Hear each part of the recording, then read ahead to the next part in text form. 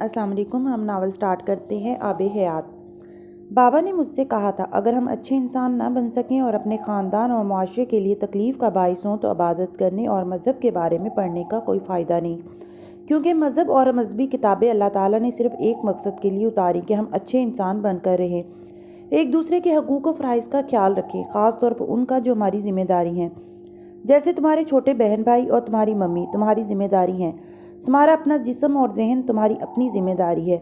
जबरील बड़ी ज़हानत से गुफ्तगू को उस मौजू की तरफ मोड़ रहा था जिस पर वो एरिक से बात करना चाहता था, और एरिक ये बात समझ रहा था। वो छोटा था, बेवकूफ़ नहीं था। वो कहीं और बैठा होता तो कभी इस मौजू पर किसी को बात करने ना देता। वो इन इश्यूज़ के हवाले से इतना ही हसास था, लेकिन वो इस घर में आकर किसी से भी कुछ सुन लेता था। तो अब तुमने देखना है कि जिस दिन तुम कुरान पाक पढ़कर जाते हो उस दिन तुम्हारे अंदर क्या तब्दीली आती है। इस दिन तुम अपनी फैमिली के बारे में और दूसरों के बारे में क्या अच्छा काम करते हो। जबरील ने जैसे से चैलेंज दिया था। मैं कोशिश करूँगा। एरिक ने वो चैलेंज कबूल कर लिया था। तो आज मैं घर जाकर क्या करूँ? एरिक ने जैसे उसकी मदद मांगी। तुम आज एक ऐसा काम मत करना जिससे तुम्हें पता हो कि तुम्हारी मम्मी अपसेट होती हैं, जबरील ने उससे कहा था। एरिक कुछ खज्जल सा हो गया। इसे हरगिज़ अंदाज़ा नहीं था कि जबरील इतने बेधड़क अंदाज में उसके बारे में ऐसी बात कहेगा। तो मुझे अब्दुल्ला कहा करो, एरिक ने जानबूझकर बात का मौजू बदलने के लिए उसे टोका। अब्दुल्ला तो अल्लाह का बंदा होता है, सबसे काइंड, सबसे ज़्यादा ख्याल रखने वाला और एहसास करने वाला, किसी को तकलीफ़ ना देने वाला। मैं तुम्हें अब्दुल्ला तब कहना शुरू करूँगा जब तुम सबसे पहले अपनी मम्मी को तकलीफ़ देना बंद कर दोगे। जबरील ने इसकी कोशिश को कामयाब नहीं होने दिया था। एरिक जैसे कुछ और खज्जल हुआ। एक लम्हे के लिए इसे लगा जैसे जबरील इसे जो कुछ कह रहा था वो उसकी मम्मी के कहने पर कह रहा था, लेकिन वो इससे बहस में नहीं उलझा था। उसने खामोशी से उसकी बात मान ली थी। इस दिन एरिक ने घर जाकर पहली बार राल्फ को ग्रेट कहा था कि कैरोलीन और वो दोनों सिटिंग एरिया में बैठे फुटबॉल मैच देख रहे थे। राल्फ और कैरोलीन को एक लम्हे के लिए लगा शायद एरिक से कुछ गलती हुई थी या फिर इन्हें वहम हो रहा था। इसने पहली बार राल्फ को ग्रेट किया था और कैरोलीन इस बात पर शुरू में इसे ढेरों बार डांट और समझा चुकी थी और जिद हो चुकी थी, और फिर उसने एरिक को कुछ कहना ही छोड़ दिया था। एरिक और राल्फ के दरमियान कभी कोई आर्गुमेंट नहीं हुआ था, लेकिन राल्फ ये जानता था कि वो उसे पसंद नहीं करता और उसने भी एरिक के साथ फासले कम करने की कोशिश नहीं की थी। इसका ख्याल था इन दोनों के दरमियान फासला रहना ही बेहतर था ताकि लिहाज ख़त्म ना हो, लेकिन वो ज़ाती हैसियत में एक अच्छा सुलझा हुआ आदमी था और वो एरिक के हवाले से कैरोलीन की परेशानी को भी समझता था। एरिक रुके बगैर वहाँ से चला गया। राल्फ और कैरोलीन ने एक दूसरे को हैरानी से देखा। इसको क्या हुआ? राल्फ ने जैसे खुशगवार हैरत के साथ कहा। पता नहीं। कैरोलीन भी कंधे उचकाए बगैर नहीं रह सकी। वो पहली तब्दीली नहीं थी जो एरिक में आई थी। वो आहिस्ता आहिस्ता मज़ीद तब्दील होता गया था, वैसे ही जैसे वो पहले हुआ करता था। कुरान पाक का सबक हफ्ते में 2 दिन की बजाय अब वो हर रोज़ लेने जाया करता था। अगर कभी जबरील ये काम ना कर सकता तो हमीन या मामा उसे पढ़ा देते थे, लेकिन एरिक को ये एतराफ़ करने में आर नहीं था कि जैसे जबरील उसे पढ़ाता था वैसे और कोई नहीं पढ़ा सकता था। उसकी आवाज़ में तासीर थी। एरिक उससे पहले भी मुतासर था, लेकिन उससे कुरान पाक पढ़ने के दौरान वो उससे मज़ीद अटैच होना शुरू हो गया था। उस घर में एरिक की जड़ें अब मज़ीद गहरी और मजबूत हो गई थीं, अमामा की तमाम एहतियातों के बावजूद। जबरील लोगों को ना समझ में आने वाले अंदाज में मुतासर करता था। 13 साल की उम्र में उसका ठहराव और उसकी उम्र के तमाम बच्चों के बरक्स था। सलार की बीमारी ने अमामा के साथ साथ 10 साल की उम्र में उसे भी बदल दिया था।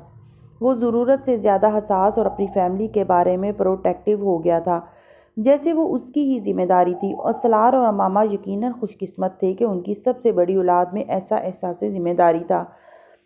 उसने अमेरिका में सलार की सर्जरी और उसके बाद वहाँ अमामा के भी वहाँ क़याम के दौरान अपने तीनों छोटे बहन भाइयों की परवाह किसी बाप ही की तरह की थी। सिकंदर उस्मान और तैयबा सलार के बच्चों की तरबियत से पहले भी मुतासर थे, लेकिन इनकी गैर मौजूदगी में जबरील ने जिस तरह इनके घर पर अपने बहन भाइयों का ख्याल रखा था और उनको मज़ीद मुतासर कर गया था। इमामा ने अपने बच्चों से कहा था, ये हमारा घर नहीं है, हम यहाँ मेहमान हैं और मेहमान कभी मेज़बान को शिकायत का मौका नहीं देते। और इन चारों ने ऐसा ही किया था। तैयबा और सिकंदर को कभी इन चारों बच्चों के हवाले से किसी परेशानी का सामना नहीं करना पड़ा, ना ही इन्हें इनके हवाले से किसी इजाफी जिम्मेदारी का एहसास हुआ था। वो तीनों ऐसा हर काम खुद ही कर लेने की कोशिश करते थे और रईसा की जिम्मेदारी उन तीनों ने आपस में बांटी हुई थी, क्योंकि उन चारों में सबसे ज़्यादा छोटी और किसी तक حد تک اپنے کاموں کے لیے وہی ڈیپینڈنٹ تھی۔ اپنے بہن بھائیوں کی ذمہ داریاں اس طرح اپنے سر پر لینے نے جبریل کو بہت بدلا تھا۔ ایک 10 سالہ بچہ کئی مہینے اپنا کھیل کود، اپنی سرگرمیاں بھلا بیٹھا تھا، اور یہی وہ وقت تھا جب جبریل ذہنی طور پر بھی بدلتا چلا گیا تھا۔ 13 سال کی عمر میں ہائی اسکول سے ڈسٹنکشن کے ساتھ پاس کر کے یونیورسٹی جانے والا وہ اپنے اسکول کا پہلا اسٹوڈنٹ تھا، اور وہ یونیورسٹی صرف ڈسٹنکشن کے ساتھ نہیں پہنچا تھا، وہ وہاں بل گیٹس فاؤنڈیشن کے ایک اسکالرشپ پر پہنچا تھا۔ وہ پہلی سیڑھی تھی جو میڈیسن کی طرف جاتے ہوئے اس نے چڑھی تھی۔ سلار اسکندر کے خاندان کا پہلا پرندہ یونیورسٹی پہنچ چکا تھا۔ گرینڈ حیات ہوٹل کا ہال روم اس وقت اسکرپس نیشنل اسپیلنگ بی کے 93ویں مقابلے کے فائنلسٹ کا پہلا راؤنڈ منعقد کروانے کے لیے تیار تھا۔ حمید اسکندر اپنے ٹائٹل کا وہ دفاع کر رہا تھا، اور رئیسہ سلار اس مقابلے میں پہلی بار حصہ لے رہی تھی۔ وہ سلار اسکندر کے گھر میں چوتھی ٹرافی لانے کے لیے پرجوش تھی، اور صرف وہی تھی جو پرجوش تھی۔ گھر کے باقی افراد فکر مند تھے، اور اس پریشانی کی وجوہات دو تھیں: اگر وہ جیت نہ سکی تو، اور اگر حمید اسکندر جیت گیا تو۔ رئیسہ اس وقت اسٹیج پر اپنے پہلے لفظ کے بولے جانے کے انتظار میں تھی۔ رئیسہ سے پوچھا جانے والا لفظ بے حد غور سے سنا تھا۔ وہ لفظ غیر مانوس نہیں تھا، وہ انہی الفاظ میں شامل تھا جس کی اس نے تیاری کی تھی۔ اس نے زیر لب اس لفظ کو دہرایا، پھر بنا آواز اس کے ہجے کیے، اور پھر بالآخر اس نے اس لفظ کو اسپیل کرنا شروع کیا: CRUSTSCOLOGY۔ رئیسہ نے بے یقینی کے عالم میں اس گھنٹی کو سنا تھا جو لفظ غلط ہونے پر بجی تھی۔ اس کا رنگ فک ہوا تھا، لیکن اس سے زیادہ فائنلسٹ میں شامل حمید اسکندر کا، جسے اس کے اسپیلنگ کے دوران ہی اندازہ ہو گیا تھا اس نے کیا مس کیا تھا۔ ہال میں بیٹھے امامہ اور سلار جبریل اور عنایہ کے ساتھ عجیب سی کیفیت میں بیٹھے تھے۔ یہ غیر متوقع نہیں تھا، وہ اس کی توقع بہت پہلے سے کر رہی تھی۔ رئیسہ کا فائنل راؤنڈ تک پہنچنا بھی ان کے لیے ناقابل یقین ہی تھا۔ اس نے اپنی صلاحیتوں سے بڑھ کر پرفارمنس دکھائی تھی، لیکن کسی بھی راؤنڈ پر اس کے باہر ہونے کا خدشہ دل میں لے کر بیٹھے رہنے کے باوجود جب ان کے خدشات حقیقت کا روپ دھار رہے تھے تو انہیں تکلیف ہو رہی تھی۔ وہ ابھی مقابلے سے باہر نہیں ہوئی تھی، واپس آ سکتی تھی، مگر وہ پہلا مکہ تھا جو رئیسہ نے سیدھا منہ پر کھایا تھا، اور اب اس کے اثرات سے باہر نکلنے کے لیے اسے کچھ وقت چاہیے تھا۔ حمید اس سے کچھ کرسیوں کے فاصلے پر تھا، ان دونوں کے درمیان کچھ اور فائنلسٹ تھے، لیکن اس کے باوجود اس نے اٹھ کر رئیسہ کی کرسی پر آ کر اس کا کندھا تھپکا تھا، اسے چیئر اپ کرنے کی کوشش کی تھی۔ مجھے اسپیلنگ آتے تھے، رئیسہ نے بے حد مدھم اور بے حد کمزور آواز میں، جیسے حمید کو ایکسپلیشن دی تھی، اور ایک جملے سے زیادہ وہ کچھ کہہ بھی نہیں سکتی تھی۔ اسے پتہ تھا کسی وضاحت کا فائدہ نہیں تھا۔ وہ جب واپس آ کر بیٹھی تھی تو اس میں اتنی ہمت نہیں رہی تھی کہ وہ دوسرے فائنلسٹ کے ساتھ بیٹھے اپنے ماں باپ اور بہن بھائی کو نظر اٹھا کر دیکھ سکتی، یہ احساس رکھنے کے باوجود کہ وہ اس وقت بیک وقت اسے ہی دیکھ رہے ہوں گے۔ یہ ایک کھیل ہے رئیسہ، اور اسے کھیل کی طرح ہی لینا ہے۔ مقابلے سے ایک دن پہلے سلار نے اسے سمجھایا تھا۔ وہ جیسے ذہنی طور پر اسے گرنے کے لیے نہیں، گر کر اٹھنے کے لیے تیار کر رہا تھا۔ رئیسہ نے ہمیشہ کی طرح باپ کو بے حد توجہ سے سنا تھا، لیکن جو بھی تھا وہ 8 سال کی بچی تھی جس کے 3 بہن بھائی وہ ٹرافی جیت چکے تھے۔ وہ جیتنے کے لیے وہ اب کودی تھی، اسے توقع تھی وہ بھی جیت جائے گی۔ 8 سال کی عمر میں یہ سمجھ نہیں آتا کہ ہار اور جیت ہوتی کیوں ہے۔ وہ جبریل، عنایہ اور حمید نہیں تھے کہ غیر معمولی ذہانت رکھتی اور غیر معمولی انداز میں صورتحال کا تجزیہ کر لیتی۔ وہ عام بچوں کی طرح تھی، اور اسے لگتا تھا اگر دوسرے آسمان سے تارے توڑ کر لا سکتے ہیں تو وہ بھی لا سکتی ہے۔ اسے اپنا اور دوسروں کا فرق سمجھ میں نہیں آ رہا تھا۔ حمید اسکندر اب اسٹیج پر اپنے پہلے لفظ کے لیے کھڑا تھا، اور اس کا استقبال تالیوں کے ساتھ ہوا تھا۔ وہ اگر پچھلے سال کا کراؤڈ ڈیرلنگ آف دا ایئر تھا تو اس سال بھی ہاٹ فیورٹ کے طور پر اس مقابلے میں کھڑا تھا۔ پچھلے سال راؤنڈز میں اس نے مشکل ترین الفاظ کو حلوے کی طرح بوجھا تھا، اور اس سے ایسی ہی توقع اس راؤنڈ میں بھی کی جا رہی تھی۔ وہ پچھلے سال کا چیمپئن تھا، اپنے ٹائٹل کا دفاع کر رہا تھا، اور فائنلسٹ کی نظروں میں اس کے لیے احترام نہیں، آؤ تھی۔ وہ حمید اسکندر کے لیے ایک اور حلوہ تھا، وہ اس سے زیادہ ٹرکی اور لمبے الفاظ کو اسپیل کر چکا تھا۔ رئیسہ نے بھی زیر لب کئی دوسرے فائنلسٹ کی طرح وہ لفظ ججوں کی طرح درست طور پر ادا کیا تھا: VIGNETT۔ رئیسہ نے اسٹیج پر کھڑے حمین کو رکتے دیکھا۔ اس کا خیال تھا وہ آخری لفظ سے پہلے سوچنے کے لیے رکا تھا، اور یہ صرف اسی کا نہیں، پینل کا بھی خیال تھا جو فائنلسٹ کے لیے لفظ بول رہے تھے۔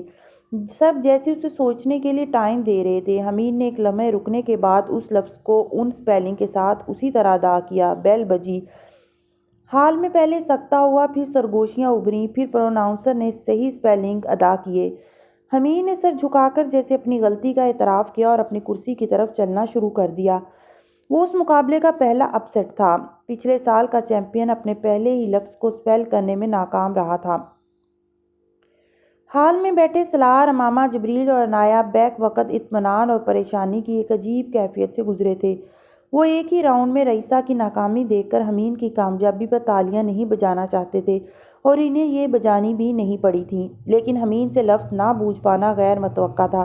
غیر متوقع سے زیادہ یہ صورتحال ان کے لیے غیر یقینی تھی، لیکن انہیں یہ اندازہ نہیں تھا کہ اس دن انہیں وہاں بیٹھے مقابلے کے آخر تک اسی صورتحال کا سامنا کرنا پڑے گا۔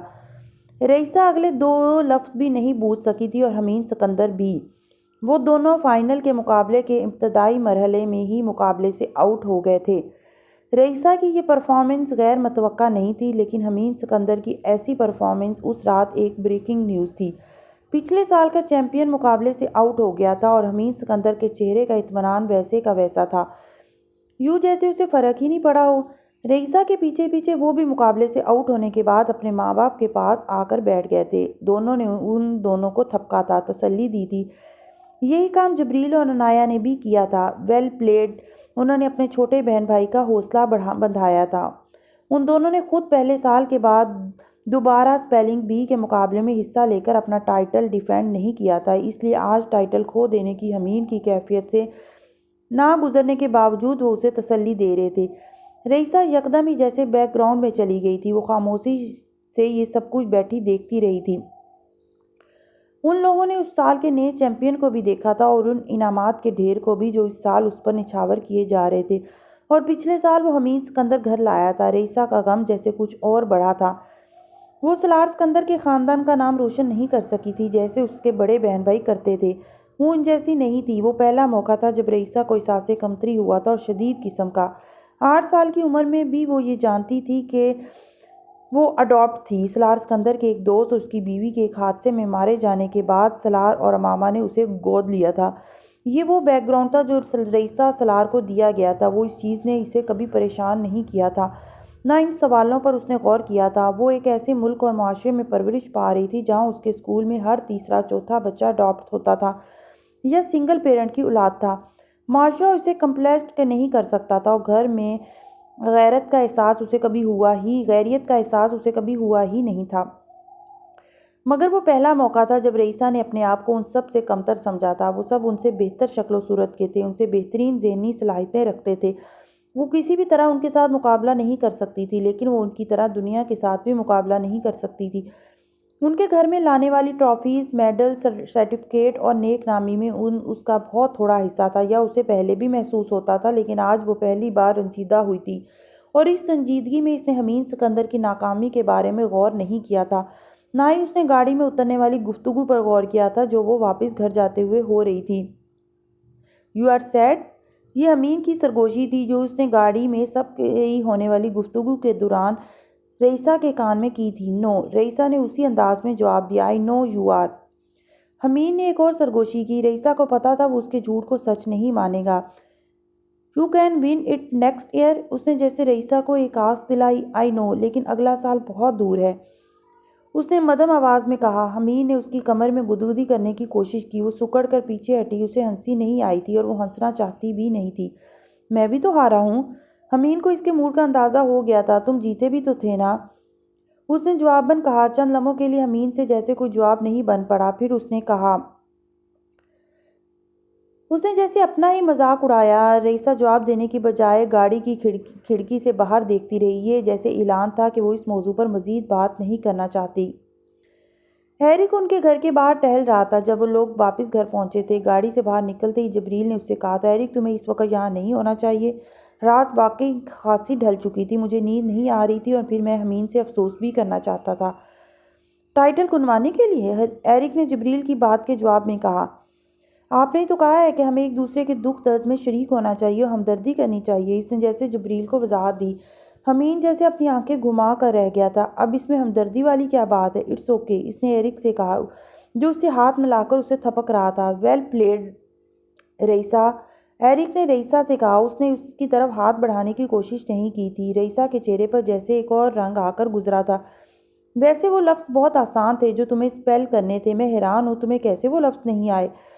رئیسا سے رسمی جملوں کے تبادلے کے بعد ایرک ایک بار پھر حمین سے مخاطب ہوا تھا۔ باقی سب لوگ گھر کے اندر جا چکے تھے، صرف وہ اور حمین اور رئیسا ہی باہر تھے۔ اگلی بار تم اسپیلنگ بی میں حصہ لے لینا اگر تمہیں وہ لفظ اتنے ہی آسان لگے ہیں تو، حمین نے اسے ترکی بترکی جواب دیتے ہوئے کہا۔ ایرک نے یقیناً لائیو کوریج ٹی وی دیکھی تھی۔ نو آ بیڈ آئیڈیا، ایرک نے اندر جاتے ہوئے حمین اور رئیسا کے تعاقب میں ٹیز کرنے والے انداز میں کہا۔ حمین اور اس کے درمیان اکثر نوک جھوک ہوتی رہتی تھی۔ بیسٹ آف لک، حمین نے بھی دروازہ کھول کر اندر جانے سے پہلے لحظے بھر کے لیے پلٹ کر کہا۔ یہ ممکن نہیں تھا وہ ایرک کو جواب دیے بغیر چلا جاتا۔ رئیسا بہت اپسیٹ ہے، اس رات صلاح نے امامہ سے سونے سے پہلے کہا تھا۔ میں جانتی ہوں اور میں اسی لیے نہیں چاہتی تھی کہ وہ اس مقابلے میں حصہ لیتی جن میں وہ تینوں ٹرافیز جیت چکے تھے، لیکن تم نے منع نہیں کیا اسے، امامہ نے جواباً اس سے کہا تھا۔ میں کیسے اسے منع کرتا؟ یہ کہتا کہ تم نہیں جیت سکتی اس لیے مت حصہ لو، اور پھر فائنل راؤنڈ تک پہنچی۔ بہت اچھا کھیلی، یہ زیادہ اہم چیز ہے۔ صلاح نے اپنے ہاتھ سے گھڑی اتارتے ہوئے بیڈ سائڈ ٹیبل پر رکھ دی۔ وہ بہت سمجھدار ہے، ایک دو دن تک ٹھیک ہو جائے گی جب میں اسے سمجھاؤں گی کہ حمین بھی تو آ رہا ہے، لیکن اسے پرواہ تک نہیں۔ اسے اپنے سے زیادہ فکر رئیسا ہی کی تھی، امامہ نے کہا، اور وہ ایک کتاب کے چند آخری رہ جانے والے صفحے پلٹ رہی تھی۔ اسے فکر کیوں ہوگی؟ وہ تو اپنی مرضی سے ہارا ہے، صلاح نے بہت اطمینان سے کہا۔ صفحے پلٹتی امامہ ٹھٹک گئی۔ کیا مطلب ہے تمہارا؟ صلاح نے گردن موڑ کر اسے دیکھا اور مسکرایا۔ تمہیں اندازہ نہیں تھا ہوا؟ کس بات کا؟ کہ وہ جان بوجھ کر ہارا ہے؟ ایسا نہیں ہو سکتا، امامہ نے خود سوال بوجھا، خود جواب دیا، پھر خود جواب کی تردید کی۔ تم پوچھ لینا اس سے کہ ایسا ہو سکتا ہے یا نہیں، صلاح نے بحث کیے بغیر اس سے کہا۔ وہ اب سونے کے لیے لیٹ گیا تھا۔ امامہ ہکا بکا اس کا چہرہ دیکھتی رہی، پھر جیسے اس نے جھلا کر کہا، تم باپ بیٹا بہت عجیب ہو، بلکہ عجیب ایک مہذب لفظ ہے۔ تم جبریل کو مائنس کیوں کر جاتی ہو ہر بار؟ صلاح نے ٹیز کرنے والے انداز میں آنکھیں کھول کر اسے دیکھتے ہوئے کہا۔ شکر ہے وہ حمین اور تمہاری طرح نہیں ہے، لیکن میری سمجھ میں نہیں آ رہا حمین وہ کیوں اس طرح کرے گا؟ وہ اب بھی الجھی ہوئی تھی۔ پوچھ لینا اس سے کہ اس نے ایسا کیوں کیا ہے، اس میں اتنا پریشان ہونے والی کیا بات ہے؟ یہ کوئی فلسفی کا سوال تو ہے نہیں کہ جواب نہیں مل سکتا۔ صلاح نے اب بھی اطمینان سے ہی کہا تھا، جب تم یہ راز کھول دیا تو یہ بھی بتا دو کہ کیوں کیا ہے اس نے یہ سب۔ امامہ کوریدے بغیر نہیں رہ سکی تھی۔ رئیسا کے لیے، صلاح نے جواباً اس سے کہا، and I am very proud of ہم۔ اس نے آنکھیں بند کر کے کروٹ لی اور سائڈ ٹیبل لیمپ آف کر دیا۔ وہ اندھیرے میں اس کی پشت کو گھور کر رہ گئی تھی۔ وہ غلط نہیں کہتی تھی، وہ دونوں باپ بیٹا ہی عجیب تھے، بلکہ عجیب ایک مہذب لفظ تھا ان کے لیے۔ رئیسا تم سو کیوں نہیں رہی؟ عنایا نے اسے ایک کتاب کھولے اسٹڈی ٹیبل پر بیٹھے دیکھ کر پوچھا تھا۔ میں وہ ورڈز دیکھنا چاہتی ہوں اور یاد کرنا چاہتی ہوں جو مجھے نہیں آئے، اس نے مڑے بغیر اور عنایا کی طرف دیکھے بغیر جواب دیا۔ عنایا اسے دیکھ کر رہ گئی۔ انہیں ابھی گھر واپس آئے 1 گھنٹہ ہی ہوا تھا اور وہ ایک بار پھر چیمپئن شپ ورڈز لے کر بیٹھ گئی تھی۔ وہ عنایا کے کمرے میں ہی سوتی تھی اور جبریل کے گھر سے جانے کے بعد اسٹڈیز میں ہیلپ کی بنیادی ذمہ داری اب عنایا پر ہی آ گئی تھی۔ تم نے پہلے ہی بہت محنت کی ہے رئیسا، یو ور جسٹ ان لکی۔ عنایا کو اندازہ نہیں ہوا وہ اسے تسلی دینے کے لیے جن الفاظ کا انتخاب کر رہی تھی وہ بڑے غلط تھے۔ وہ الفاظ رئیسا کے جیسے دماغ میں کھپ گئے تھے۔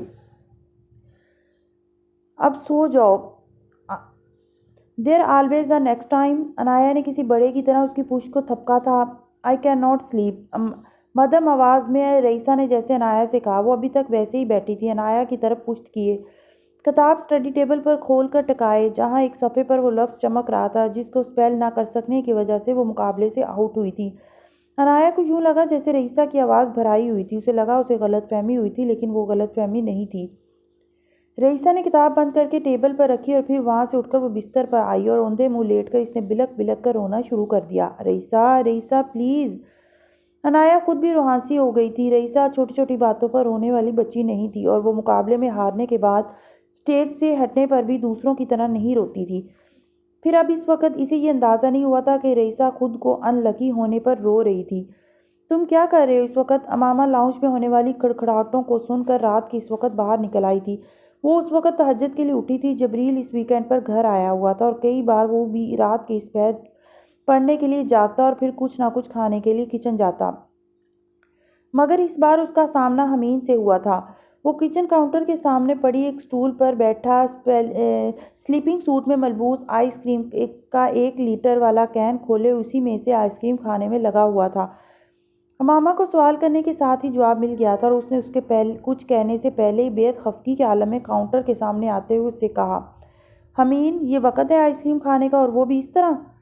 اس کا اشارہ اس کے کین کے اندر ہی آئس کریم کھانے کی طرف تھا۔ میں نے صرف ایک سکوپ کھانی تھی، اور وہ ماں کے یکدم نمودار ہونے اور اپنے اس طرح پکڑے جانے پر گڑبڑایا تھا، لیکن یہ کھانے کا کوئی وقت نہیں ہے۔ امامہ نے اس کے ہاتھ سے چمچ کھینچ لیا اور ڈھکن سے کین بند کرنے لگی۔ ابھی تو واقعی ایک چمچ ہی کھائی ہے میں نے۔ وہ بے اختیار کراہا، دانت صاف کر کے سونا۔ امامہ نے اس کے جملے کو نظر انداز کرتے ہوئے کین کو واپس فریز میں رکھا۔ حمین جیسے احتجاجاً اسی انداز میں سٹول پر بیٹھا رہا۔ ایک تو میں آج ہارا اور میں نے اپنا ٹائٹل کھو دیا، دوسرا آپ مجھے آئس کریم کے 2 سکوپس تک نہیں لینے دے رہی، اس نے جیسے ماں سے احتجاجاً کہا۔ وہ چند لمحوں کے لیے کاؤنٹر کے دوسری طرف کھڑی اس کی آنکھوں میں آنکھیں ڈالے اسے دیکھتی رہی، پھر اس نے مدھم آواز میں کہا، ٹائٹل تم نے اپنی مرضی سے کھویا ہے، تمہاری اپنی چوائس تھی یہ۔ حمین کو جیسے کرنٹ لگا تھا، وہ ماں کو دیکھتا رہا، پھر اس نے کہا، Who told you that؟ یہ ضروری نہیں، امامہ نے کہا۔ آل رائٹ، مجھے پتا ہے، اس نے ماں سے نظریں ملائے بغیر کہا۔ کس نے؟ امامہ پوچھے بغیر نہیں رہ سکی۔ بابا نے۔ اس کا جواب کھٹاک سے آیا تھا۔ وہ دونوں باپ بیٹا ایک دوسرے کو ہاتھ کی پشت کی طرح جانتے تھے۔ بہت غلط کام تھا، تمہیں یہ نہیں کرنا چاہیے تھا۔ امامہ نے جیسے اسے ملامت کرنے کی کوشش کی۔ تم نے یہ کیوں کیا؟ امامہ کو پوچھنا پڑا۔ آپ جانتی ہیں ممی، وہ سٹول سے اٹھ کر کھڑا ہو گیا، رئیسہ کے لیے۔ امامہ نے وہ جواب دیا جس کی طرف اس نے اشارہ کیا تھا، فیملی کے لیے۔ جواب کھٹاک سے آیا تھا۔ آپ نے سکھایا تھا اپنے بہن بھائیوں سے مقابلہ نہیں ہوتا، میں جیت جاتا تو اسے ہرا کے ہی جیتتا نا، اسے بہت دکھ ہوتا۔ امامہ بول نہیں سکی۔ وہ 10 سال کا تھا، لیکن بعض دفعہ وہ 100 سال کی عمر والے باتیں کرتا تھا۔ اسے سمجھ نہیں آئی وہ اس سے کیا کہتی، ڈانٹتی، داد دیتی، نصیحت کرتی۔ حمید سکندر لاجواب نہیں کرتا تھا، بے بس کر دیتا تھا۔ Good night. وہ اب وہاں سے چلا گیا تھا۔ ماما اسے جاتا دیکھتی رہی۔ ان سب کا اس کے بارے میں یہ خیال تھا کہ حمید صرف اپنے بارے میں سوچتا تھا۔ وہ لاپرواہ تھا، حساس نہیں تھا، نہ ہی وہ دوسروں کا زیادہ احساس کرتا تھا۔ بڑوں کے بعض خیالات اور بعض اندازے بچے بڑے غلط موقع پر غلط ثابت کرتے ہیں۔ ماما چپ چاپ کھڑی اسے جاتا دیکھتی رہی۔ سلار نے ٹھیک کہا تھا، اسے اپنی اولاد پر فخر ہوا تھا۔ بابا آپ رئیسہ سے بات کر سکتے ہیں، عنایا نے 1-2 دن بعد سلار سے کہا۔ وہ اس وقت ابھی آفس سے واپس آیا تھا اور کچھ دیر میں اسے پھر کہیں جانے کے لیے نکلنا تھا۔ جب عنایا اس کے پاس آئی تھی اور اس نے بنا تمہید اس سے کہا تھا، کس بارے میں؟ سلار نے جیسے کچھ حیران ہو کر پوچھا۔ فوری طور پر اس کے ذہن میں ایسی کوئی بات نہیں آئی تھی جس پر اسے رئیسہ سے بات کرنی پڑتی۔ وہ اپسٹ ہے، اسپیلنگ بی کی وجہ سے۔ عنایا نے اس کو بتانا شروع کیا۔ میں اس کو سمجھا رہی ہوں، لیکن مجھے لگتا ہے میری بات اسے سمجھ نہیں آ رہی۔ وہ دوبارہ اسپیلنگ بی میں حصہ لینا چاہتی ہے، اور وہ ہر روز رات کو بیٹھ کر تیاری کرتی ہے اور مجھے بھی کہتی ہے کہ میں اس کی تیاری کرواؤں۔ عنایا اب اسے تفصیل سے مسئلہ سمجھا رہی تھی۔ پہلے تو حمید تیاری کروا رہا تھا اس سے۔ سلار کو یاد آیا، ہاں حمید اور میں نے دونوں نے کروائی تھی، لیکن اب وہ حمید سے کچھ بھی سیکھنا نہیں چاہتی۔ وہ مجھ سے کہتی ہے کہ میں اسے تیاری کرواؤں۔ I don't mind doing that، لیکن مجھے نہیں پتا کہ اسے دوبارہ حصہ لینا چاہیے یا نہیں۔ پھر ابھی تو 1 سال پڑھا ہے اس مقابلے میں، اسے اپنی اسٹڈیز پر زیادہ دھیان دینا چاہیے۔ عنایا دھیمے لہجے میں باپ کو سب بتاتی گئی۔ سلار کو غلطی کا احساس ہوا۔ انہیں رئیسہ سے فوری طور پر بات کرنی چاہیے تھی، اور یہ ان کی غلط فہمی تھی کہ وہ 1-8 دن میں ٹھیک ہو جاتی۔ اسے بھیجو، اس نے عنایا سے کہا، اور وہ چلی گئی۔ سلار نے اپنی گھڑی دیکھی، اس کے پاس 20 منٹ تھے گھر سے نکلنے کے لیے۔ وہ کپڑے پہلے ہی تبدیل کر چکا تھا اور اب کچھ فائلز دیکھ رہا تھا۔ رئیسہ اور عنایا ماما کی نسبت اس سے زیادہ قریب تھیں۔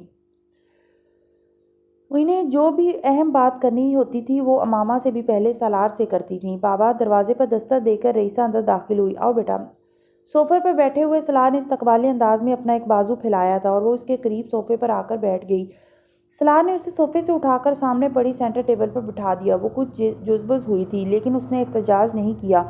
وہ دونوں اب بالکل آمنے سامنے تھے۔ سلار کچھ دیر کے لیے خاموشی سے اسے دیکھتا رہا۔ گول شیشوں والی اینک سے اسے دیکھتے ہوئے وہ ہمیشہ کی طرح بے حد توجہ سے اس کی بات سننے کی منتظر تھی۔ اس کے گھنے سیاہ بالوں میں بندھا ہوا ربن تھوڑا ڈھیلا تھا جو اس کے کندھوں سے کچھ نیچے جانے والے بالوں کو گدی سے لے کر سر کے بالکل درمیان تک باندھے ہوئے تھا، لیکن ایک طرف ڈھلکا ہوا تھا۔ ماتھے پر آنے والے بالوں کو روکنے کے لیے رنگ برنگی ہیئر بینز سے اس کا سر بھرا ہوا تھا۔ یہ عنایا کا کارنامہ تھا۔ رئیسہ کو ہیئر ربنز پسند تھے۔ سلار کو یاد بھی نہیں تھا وہ اس کے لیے کتنے ربنز خرید چکا تھا، لیکن ہر روز بدلے جانے والے کپڑوں کے ساتھ میچنگ ربنز دیکھ کر انہیں بھی اندازہ ہو جاتا تھا کہ رئیسہ اس معاملے میں خود کفیل تھی۔ سلار نے اس کے بالوں کے ربن کی گرہ ٹھیک کی اور ہاتھ سے اس کے بالوں کو سنوارا۔ عنایا نے مجھے بتایا تم اپسٹ ہو؟ سلار نے بلاخر بات کا آغاز کیا۔ وہ یکدم بلش ہوئی۔ نہیں تو، اس نے گڑبڑا کر سلار سے کہا۔ سلار نے اسے دیکھا۔ رئیسہ نے چند لمحے اس کی آنکھوں میں دیکھنے کی کوشش کی، پھر نظریں چرا لی، پھر جیسے کچھ مدافعانہ انداز میں ہتھیار ڈالتے ہوئے کہا، I am not very upset, just a little bit۔ اس نے اب سر جھکا لیا تھا۔ And why is that؟ سلار نے جواباً پوچھا۔ Because I am very unlucky۔ اس نے بے حد ہلکی آواز میں کہا۔ سلار بول ہی نہیں سکا۔ اسے اس سے اس جملے کی توقع نہیں تھی۔ That's so wrong to say reason۔ سلار سیدھا بیٹھے آگے کو جھک گیا۔ وہ اب کوہنیاں اپنے گھٹنوں پر ٹکائے اس کے دونوں ہاتھ پکڑے ہوئے تھا۔ اس کے ہاتھوں پر آنسوؤں کے قطرے گرے تھے۔ وہ سر جھکائے باپ کے سامنے بیٹھی اب رو رہی تھی۔ اس کے گلاسز دھندلا گئے تھے۔ سلار کو تکلیف ہوئی۔ یہ پہلا موقع تھا اس نے رئیسہ کو اس طرح روتے دیکھا تھا۔ عنایا بات بات پر رو پڑنے والی تھی، رئیسہ نہیں۔ I am، وہ ہچکیوں کے درمیان کہہ رہی تھی۔ No you are not۔ سلار نے اس کے گلاسز اتارتے ہوئے انہیں میز پر رکھا اور رئیسہ کو اٹھا کر گود میں بٹھا لیا۔ وہ باپ کی گردن میں بازو ڈالے اس کے ساتھ لپٹی ہوئی رو رہی تھی، جیسے اسپیلنگ بی آج ہی ہاری تھی۔ سلار کچھ کہے بغیر کنسول کرنے والے انداز میں اسے تھپکتا رہا۔ I let you down بابا۔ ہچکیوں کے درمیان اس نے رئیسہ کو کہتے سنا۔ بالکل بھی نہیں Raeesa, I am very proud of you۔ سلار نے اسے کہا۔ امامہ بالکل اسی لمحے کمرے کا دروازہ کھول کر اندر آئی تھی اور وہیں ٹھٹک گئی تھی۔ سلار نے ہونٹوں پر انگلی کے اشارے سے اسے خاموش رہنے کا کہا تھا۔ میں نے اتنی محنت کی تھی، لیکن میں کبھی حمین، جبریل بھائی اور عنایا آپی کی طرح کچھ بھی جیت نہیں سکی۔ کیوں کہ میں انلکی ہوں؟ وہ اس کے سینے میں منہ چھپائے اپنے دل کی بھڑاس نکال رہی تھی۔ سلار کی طرح ماما کو بھی عجیب تکلیف ہوئی تھی اس کی اس بات سے۔ وہ صوفے پر آ کر سلار کے برابر بیٹھ گئی تھی۔ کافی کا وہ مگ اس نے ٹیبل پر رکھ دیا جو وہ سلار کو دینے آئی تھی۔ یہ سلار نہیں تھا، ماما تھی جس نے رئیسہ پر جان ماری تھی اس کی لرننگ ڈسٹیبلٹی اور دور کرنے کے لیے، اسے بولنا اور درست بولنا سکھانے کے لیے، اسے پڑھنا لکھنا سکھانے کے لیے۔ سلار نے صرف اسے اڈاپٹ کیا تھا۔ ماما نے اس کی زندگی بدل دی تھی۔ اس کا خیال تھا اب سب کچھ ٹھیک تھا، لیکن وہ فرق جو وہ اپنے آپ میں ان تینوں میں دیکھ رہی تھی اس نے ان دونوں کو ہی پریشان کیا تھا۔ وہ رونے دھونے کے بعد اب خاموش ہو گئی تھی۔ سلار نے اسے خود سے الگ کرتے ہوئے کہا تھا، انف۔ رئیسہ نے گیلے چہرے کے ساتھ سر ہلایا۔ اس کے بال اب ایک بار پھر بے ترتیب تھے، ربن ایک بار پھر ڈھیلا ہو چکا تھا۔ سلار نے الگ ہوتے ہوئے اس نے امامہ کو دیکھا اور جیسے کچھ اور نادم ہوئی۔ سلار نے ایک بار پھر ٹیبل پر بٹھا دیا۔ تمہیں کیوں لگتا ہے وہ تینوں لکی ہیں اور تم نہیں؟ سلار نے اسے بٹھانے کے بعد اس کے گیلے گلاسز اٹھا کر ٹیشو سے اس کے شیشے رگڑتے ہوئے اس سے پوچھا۔ کیونکہ وہ جس چیز میں حصہ لیتے ہیں جیت جاتے ہیں، میں نہیں جیتتی۔ وہ ایک بار پھر رنجیدہ ہوئی۔ وہ ایگزامز میں مجھ سے زیادہ اچھے گریڈز لیتے ہیں، میں کبھی A+ نہیں لے سکی۔ میں کوئی بھی ایسا کام نہیں کر سکی جو وہ نہیں کر سکتے، لیکن وہ بہت سے ایسے کام کر سکتے ہیں جو میں نہیں کر سکی۔ 8 سال کی وہ بچی اب تجزیہ کر رہی تھی۔ دنیا میں صرف ہر مقابلہ جیتنے والے لکی نہیں ہوتے، سب کچھ کر جانے والے لکی نہیں ہوتے۔ لکی وہ ہوتے ہیں جنہیں یہ پتہ چل جائے کہ وہ کس کام میں اچھے ہیں اور پھر وہ اس کام میں ایکسل کریں اور فالتو کاموں میں انرجی ضائع نہ کریں۔ وہ اب اسے سمجھا رہا تھا۔ رئیسہ کے آنسو تھم چکے تھے اور وہ اب باپ کا چہرہ دیکھ رہی تھی۔ You have done explanation well۔ لیکن بس تم اسپیلنگ بی میں اتنا ہی اچھا پرفارم کر سکتی تھی۔ وہاں کچھ بچے ایسے ہوں گے جو تم سے زیادہ اچھے تھے اور انہوں نے تمہیں ہرا دیا، لیکن ان درجنوں بچوں کا سوچو جنہیں تم ہرا کر فائنل راؤنڈ میں پہنچی تھی، کیا وہ بھی انلکی ہیں؟ وہ کیا یہ سوچ لیں کہ وہ ہمیشہ ہارتے رہیں گے؟ سلار اس سے پوچھ رہا تھا۔ رئیسہ نے بے اختیار سر نفی میں ہلایا۔ حمیم، جبریل اور عنایا کبھی سپورٹس میں اتنے ایکسپیکٹیشن نہیں رہی جتنی بہت سے دوسرے بچوں کی رہی، اس لیے یہ مت کہو وہ سب کر سکتے ہیں۔ اس بار امامہ نے اسے سمجھایا۔ رئیسہ نے سر ہلایا۔ بات ٹھیک تھی، وہ سپورٹس میں اچھے تھے، لیکن وہ سپورٹس میں اپنے سکولز کے سب سے نمایاں اسٹوڈنٹس نہیں تھے۔ تمہیں اب یہ بس دیکھنا ہے کہ تم کس چیز میں بہت اچھا کر سکتی ہو اور پھر تمہیں اسی چیز میں دل لگا کر کام کرنا ہے۔ کوئی بھی کام اس لیے نہیں کرنا کہ وہ جبریل، امین اور عنایا کر رہے ہیں۔ صلاح نے بے حد سنجیدگی سے کہا تھا، یہ ضروری نہیں ہوتا کہ صرف A+ والا ہی زندگی میں بڑے کام کر سکے۔ بڑا کام اور کامیابی تو اللہ کی طرف سے ہوتی ہے۔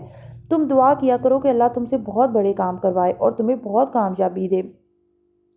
رئیسہ نے ان گلاسز کو ٹھیک کیا جو صلاح نے اسے لگائے تھے۔ تم رئیسہ ہو، تم امین اور جبریل اور عنایا نہیں ہو، اور ہاں تم ان سے الگ، دیٹس دا بیسٹ تھنگ۔ الگ ہونا بہت اچھی چیز ہوتا ہے رئیسہ، اور زندگی اسپیلنگ بی کا ایک مقابلہ نہیں ہوتا جس میں کچھ اسپیل کر کے ٹائٹل جیتنے کے بعد ہم خود کو لکی اور نہ جیتنے پر ان لکی سمجھیں۔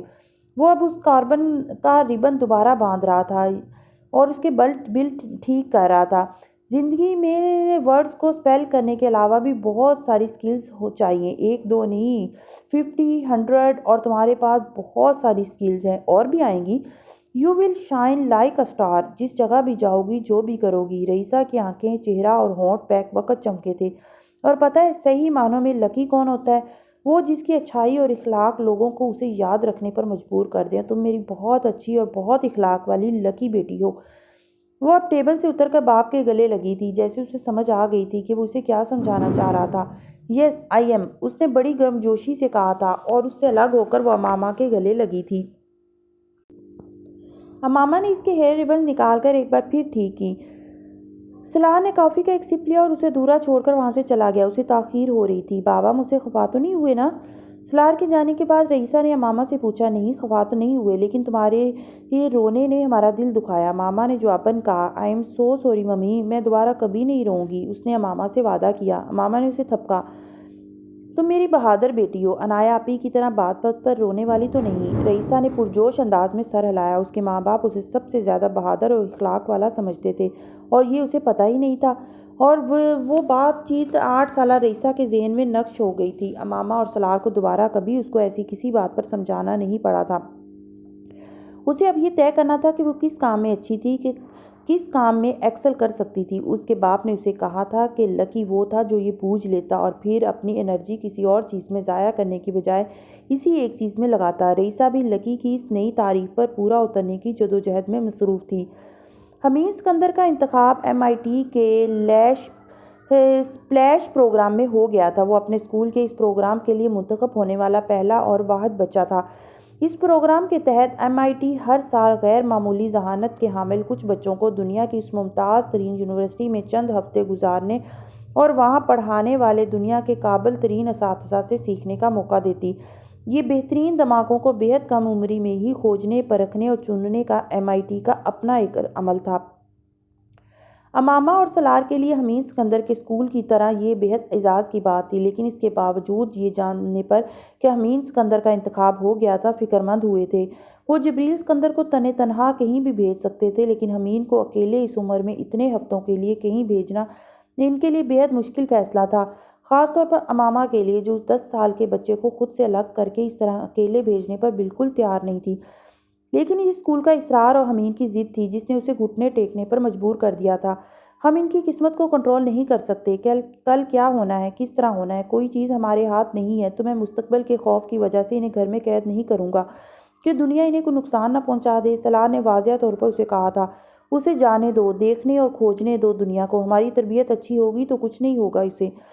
اس نے امامہ کو تسلی دی اور وہ بھاری دل سے مان گئی تھی۔ حمید اسکندر 10.5 سال کی عمر میں پہلی بار MIT کی دنیا کھوجنے گیا تھا، ایک عجیب تجسس اور جوش و خروش کے ساتھ۔ MIT سے زیادہ اسے اس بات پر ایکسائٹمنٹ ہو رہا تھا کہ وہ کہیں اکیلے جا رہا تھا، کسی بڑے کی طرح۔ اسے گھر سے بھیجتے ہوئے ان سب کا خیال تھا وہ وہاں چند دن سے زیادہ نہیں رہ پائے گا، ایڈجسٹ نہیں ہوگا، ہوم سک ہو جائے گا اور وہ واپس آنے کی ضد کرے گا۔ ان کی توقعات بالکل غلط ثابت ہوئی تھیں، بالکل ایسا نہیں ہوا تھا۔ حمید اسکندر وقتی طور پر ہی صحیح، لیکن وہاں جا کر وہ سب کچھ بھول گیا تھا۔ وہ دنیا تھی اور دنیا نے اس 10.5 سال کے بچے کو بری طرح فیسینیٹ کیا تھا۔ اس دنیا میں ذہانت واحد شناختی علامت تھی اور وہ بے حد ذہین تھا۔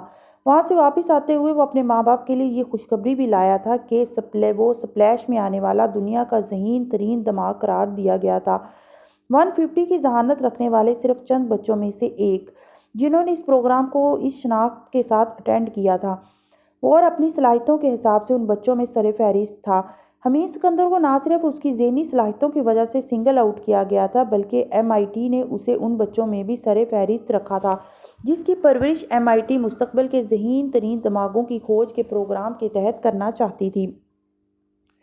اور حمید بیحد خوش تھا اس سب کے اغراض و مقاصد سے پوری طرح باخبر نہ ہونے کے باوجود وہ صرف اس بات پر خوش تھا کہ اسے اب بار بار MIT میں جانے کے مواقع ملنے والے تھے، کیونکہ اس ادارے نے کچھ منتخب بچوں کے لیے ہر سال MIT کے کچھ پروگرامز میں شرکت اوپن کر دی تھی۔ یہ ان بچوں کی ذہانت تھی۔ مجھے ہر سال وہاں جانا ہے، اس نے گھر آتے ہی کھانے پر ماں باپ کو اطلاع دی تھی، جنہوں نے اس کی بات کو زیادہ توجہ سے نہیں سنا تھا۔ اگر کسی چیز پر سلار سکندر نے غور کیا تھا تو وہ یہ تھی کہ وہ اتنے دن ان سے الگ رہنے کے باوجود بے حد خوش اور مطمئن تھا۔ نہیں، میں نے کسی کو مس نہیں کیا، میں نے وہاں بہت انجوائے کیا، اس نے اپنی ازلی صاف گوئی کا مظاہرہ کرتے ہوئے ماما کی ایک ایک بات کے جواب میں اعلان کیا تھا، اور وہ دونوں اسے دیکھ کر رہ گئے تھے۔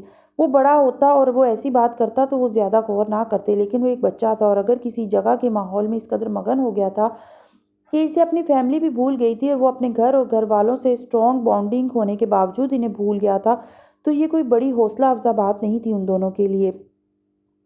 آپ کو پتہ ہے بابا، مجھے اگلے سال ڈھیر ساری پریویلیج ملیں گی جب میں وہاں جاؤں گا، پھر اس سے اگلے سال اس سے بھی زیادہ، پھر اس سے اگلے سال اس سے بھی زیادہ۔ وہ بے حد ایکسائٹمنٹ سے ان دونوں کو بتا رہا تھا، جیسے وہ یہ پلان خود ہی کر کے آیا تھا کہ اسے اب وہاں ہر سال جانا تھا۔ آپ کو پتہ ہے، میں MIT کے کسی بھی سمر پروگرام کے لیے اپلائی کروں تو مجھے انرول کر لیں گے اور مجھ سے کوئی فیس نہیں لیں گے، بلکہ مجھے وہاں سب کچھ فری ملے گا۔ اس کا خیال تھا اس کے ماں باپ اس خبر پر اس کی طرح ایکسائٹڈ ہو جائیں گے۔ وہ ایکسائٹڈ نہیں ہوئے تھے، وہ سوچ میں پڑ گئے تھے۔ تو بابا، آپ مجھے ہر سال وہاں بھیجا کریں گے؟ اس نے بلاخر سلار سے کہا، وہ جیسے آتے ہی جانے کی یقین دہانی چاہتا تھا۔ اگلا سال بہت دور ہے امین، جب اگلا سال آئے گا تو دیکھا جائے گا۔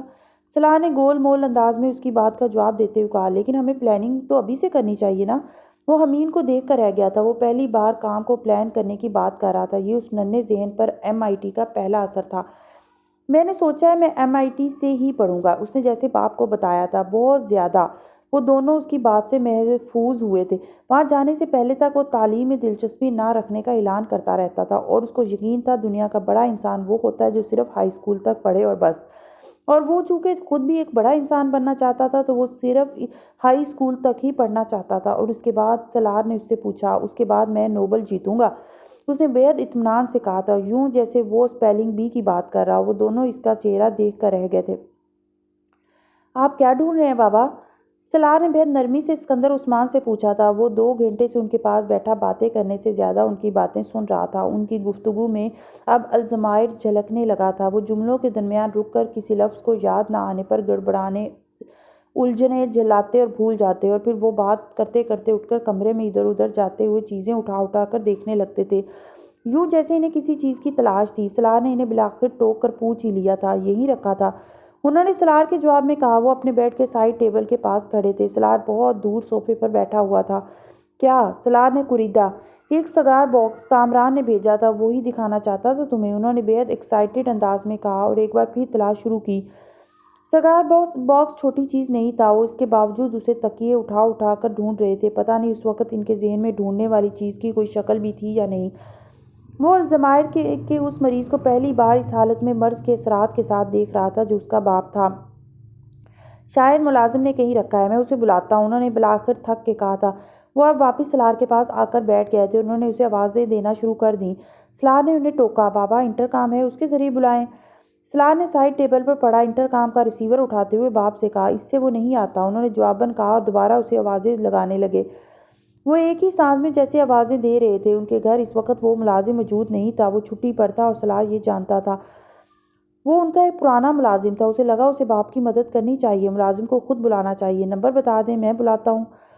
سلار نے سکندر عثمان کو ایک بار پھر ٹوکا تھا۔ نمبر نہیں پتا، ٹھہرو میں فون سے دیتا ہوں تمہیں، انہوں نے اس کی بات کے جواب میں کہا تھا، اور پھر رکے بغیر اپنی جیبیں ٹٹولنے لگے۔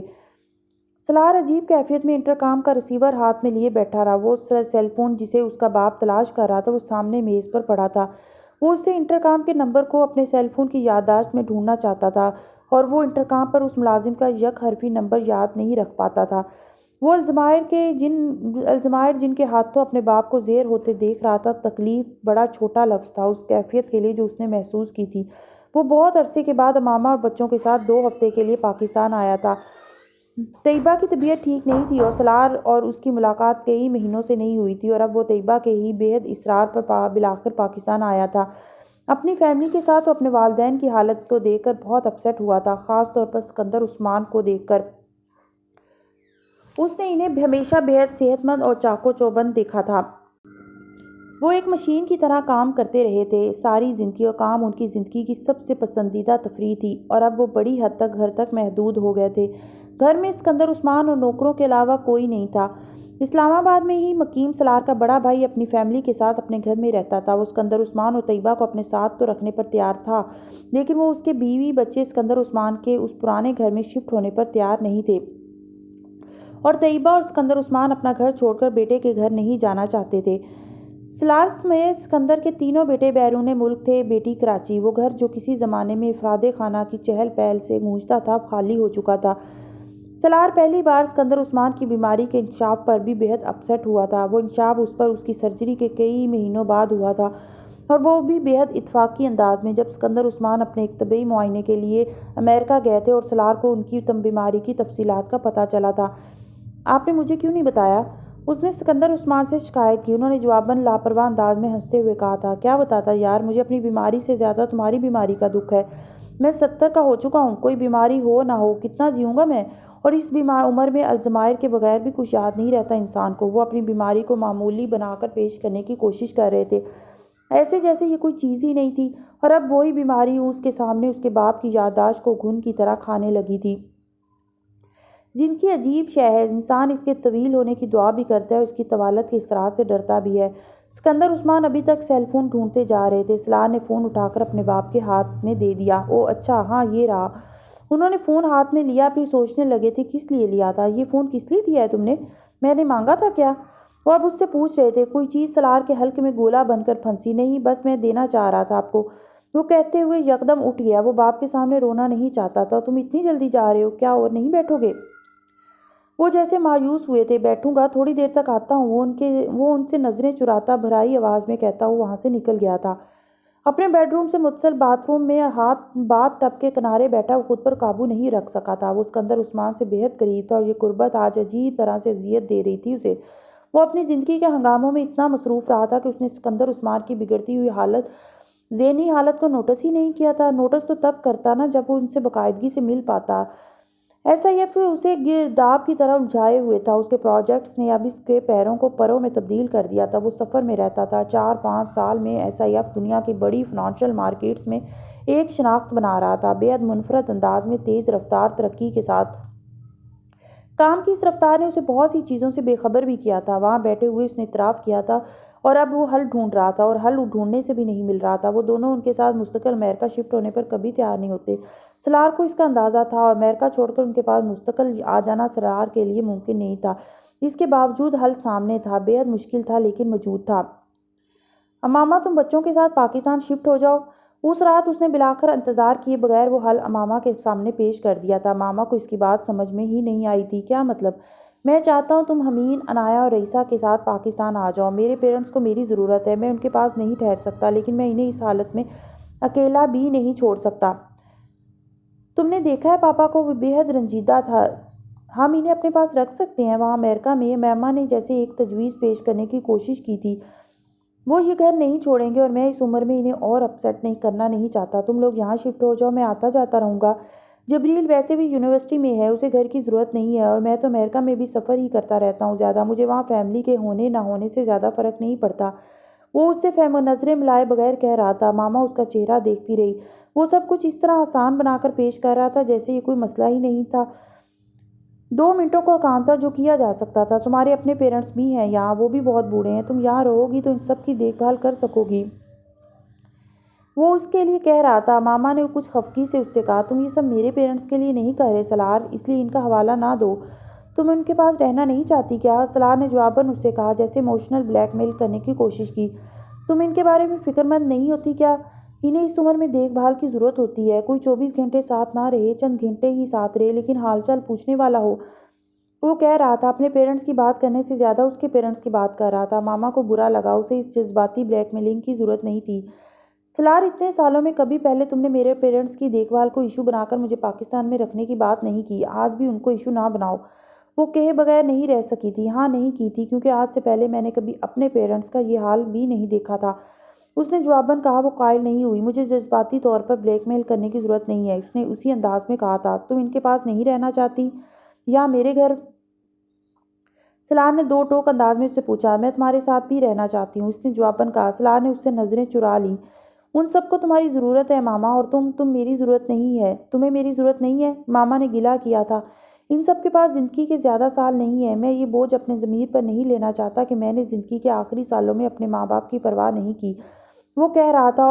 وہ اس سے کہہ نہیں سکی۔ وہ اس کے ساتھ بھی تو اس لیے چپکی رہنا چاہتی تھی، اسے بھی تو اس کی زندگی کا پتہ نہیں تھا۔ ڈاکٹرز نے کہا تھا 5-7 سال، زیادہ سے زیادہ 10 سال، اور وہ اسے اس سے بھی پہلے ہی اپنے سے الگ کر رہا تھا۔ وہ یہ ساری باتیں سوچنا ہی نہیں چاہتی تھی، زندگی کے کسی بھیانک خواب کے بارے میں، مستقبل کے برے دنوں کے بارے میں۔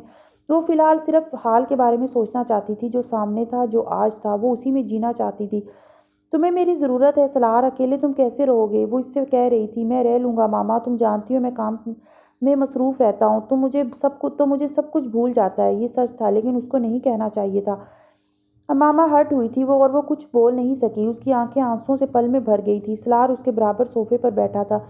اس نے ماما سے نظریں چرانے کی کوشش کی تھی، نہیں چرا سکا تھا۔ زندگی میں انسان صرف اپنی ضرورتوں کے بارے میں سوچتا رہے تو خود غرض ہو جاتا ہے۔ اس نے ماما کو جیسے وضاحت ایک فلسفی میں لپیٹ کر پیش کرنے کی کوشش کی۔ ماما قائل نہیں ہوئی۔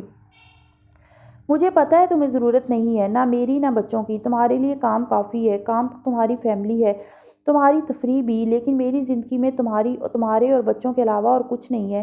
میرا کام اور تفریح صرف تم لوگ ہو۔ اس نے بھرائی ہوئی آواز میں گلہ بھی کیا، اس کی بے حسی بھی بتائی، اپنی مجبوری بھی سنائی۔ تم یہ نہیں سوچتے کہ تم بھی انڈر ٹریٹمنٹ ہو، تمہیں بھی کسی خیال رکھنے والے کی ضرورت ہے؟ وہ جیسے اسے یاد دلا رہی تھی، بیماری کا نام لیے بغیر، کہ اسے بھی کسی تیماردار کی ضرورت تھی۔ پرانی بات ہو گئی ماما، میں ٹھیک ہوں، 5 سال سے اس بیماری کے ساتھ زندگی گزار رہا ہوں، کچھ نہیں ہونا مجھے۔ اس نے جیسے ماما کے خدشات دیوار پر پڑھ کر بھی پھونک سے انہیں اڑا دیا تھا۔ میں پاپا کو اس حال میں یہاں اس طرح نہیں چھوڑ سکتا، نوکروں کے سر پر۔ میں حمین کو ان کے پاس رکھنا چاہتا ہوں، لیکن میں حمین کو اکیلا یہاں نہیں رکھ سکتا، اس لیے تمہاری ضرورت ہے اس گھر کو۔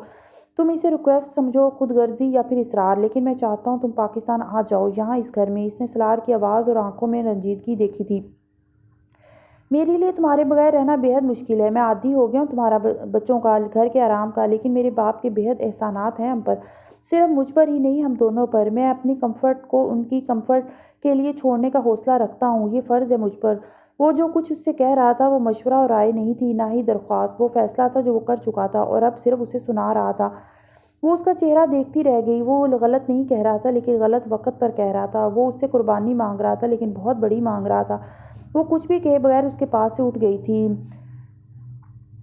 سلار کو یہ بات سمجھ نہیں آ رہی تھی کہ وہ پریشان تھی۔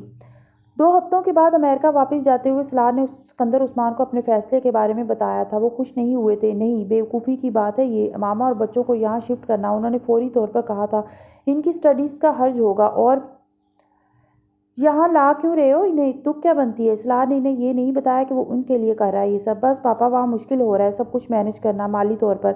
اس نے باپ سے جھوٹ بولا۔ وہ انہیں زیر احسان کرنا نہیں چاہتا تھا۔ بہت زیادہ ہوتے جا رہے ہیں وہاں اخراجات، سیونگ بالکل نہیں ہو رہی۔ یہاں کچھ عرصہ رہیں گے تو تھوڑا بہت سیو کر لیں گے ہم۔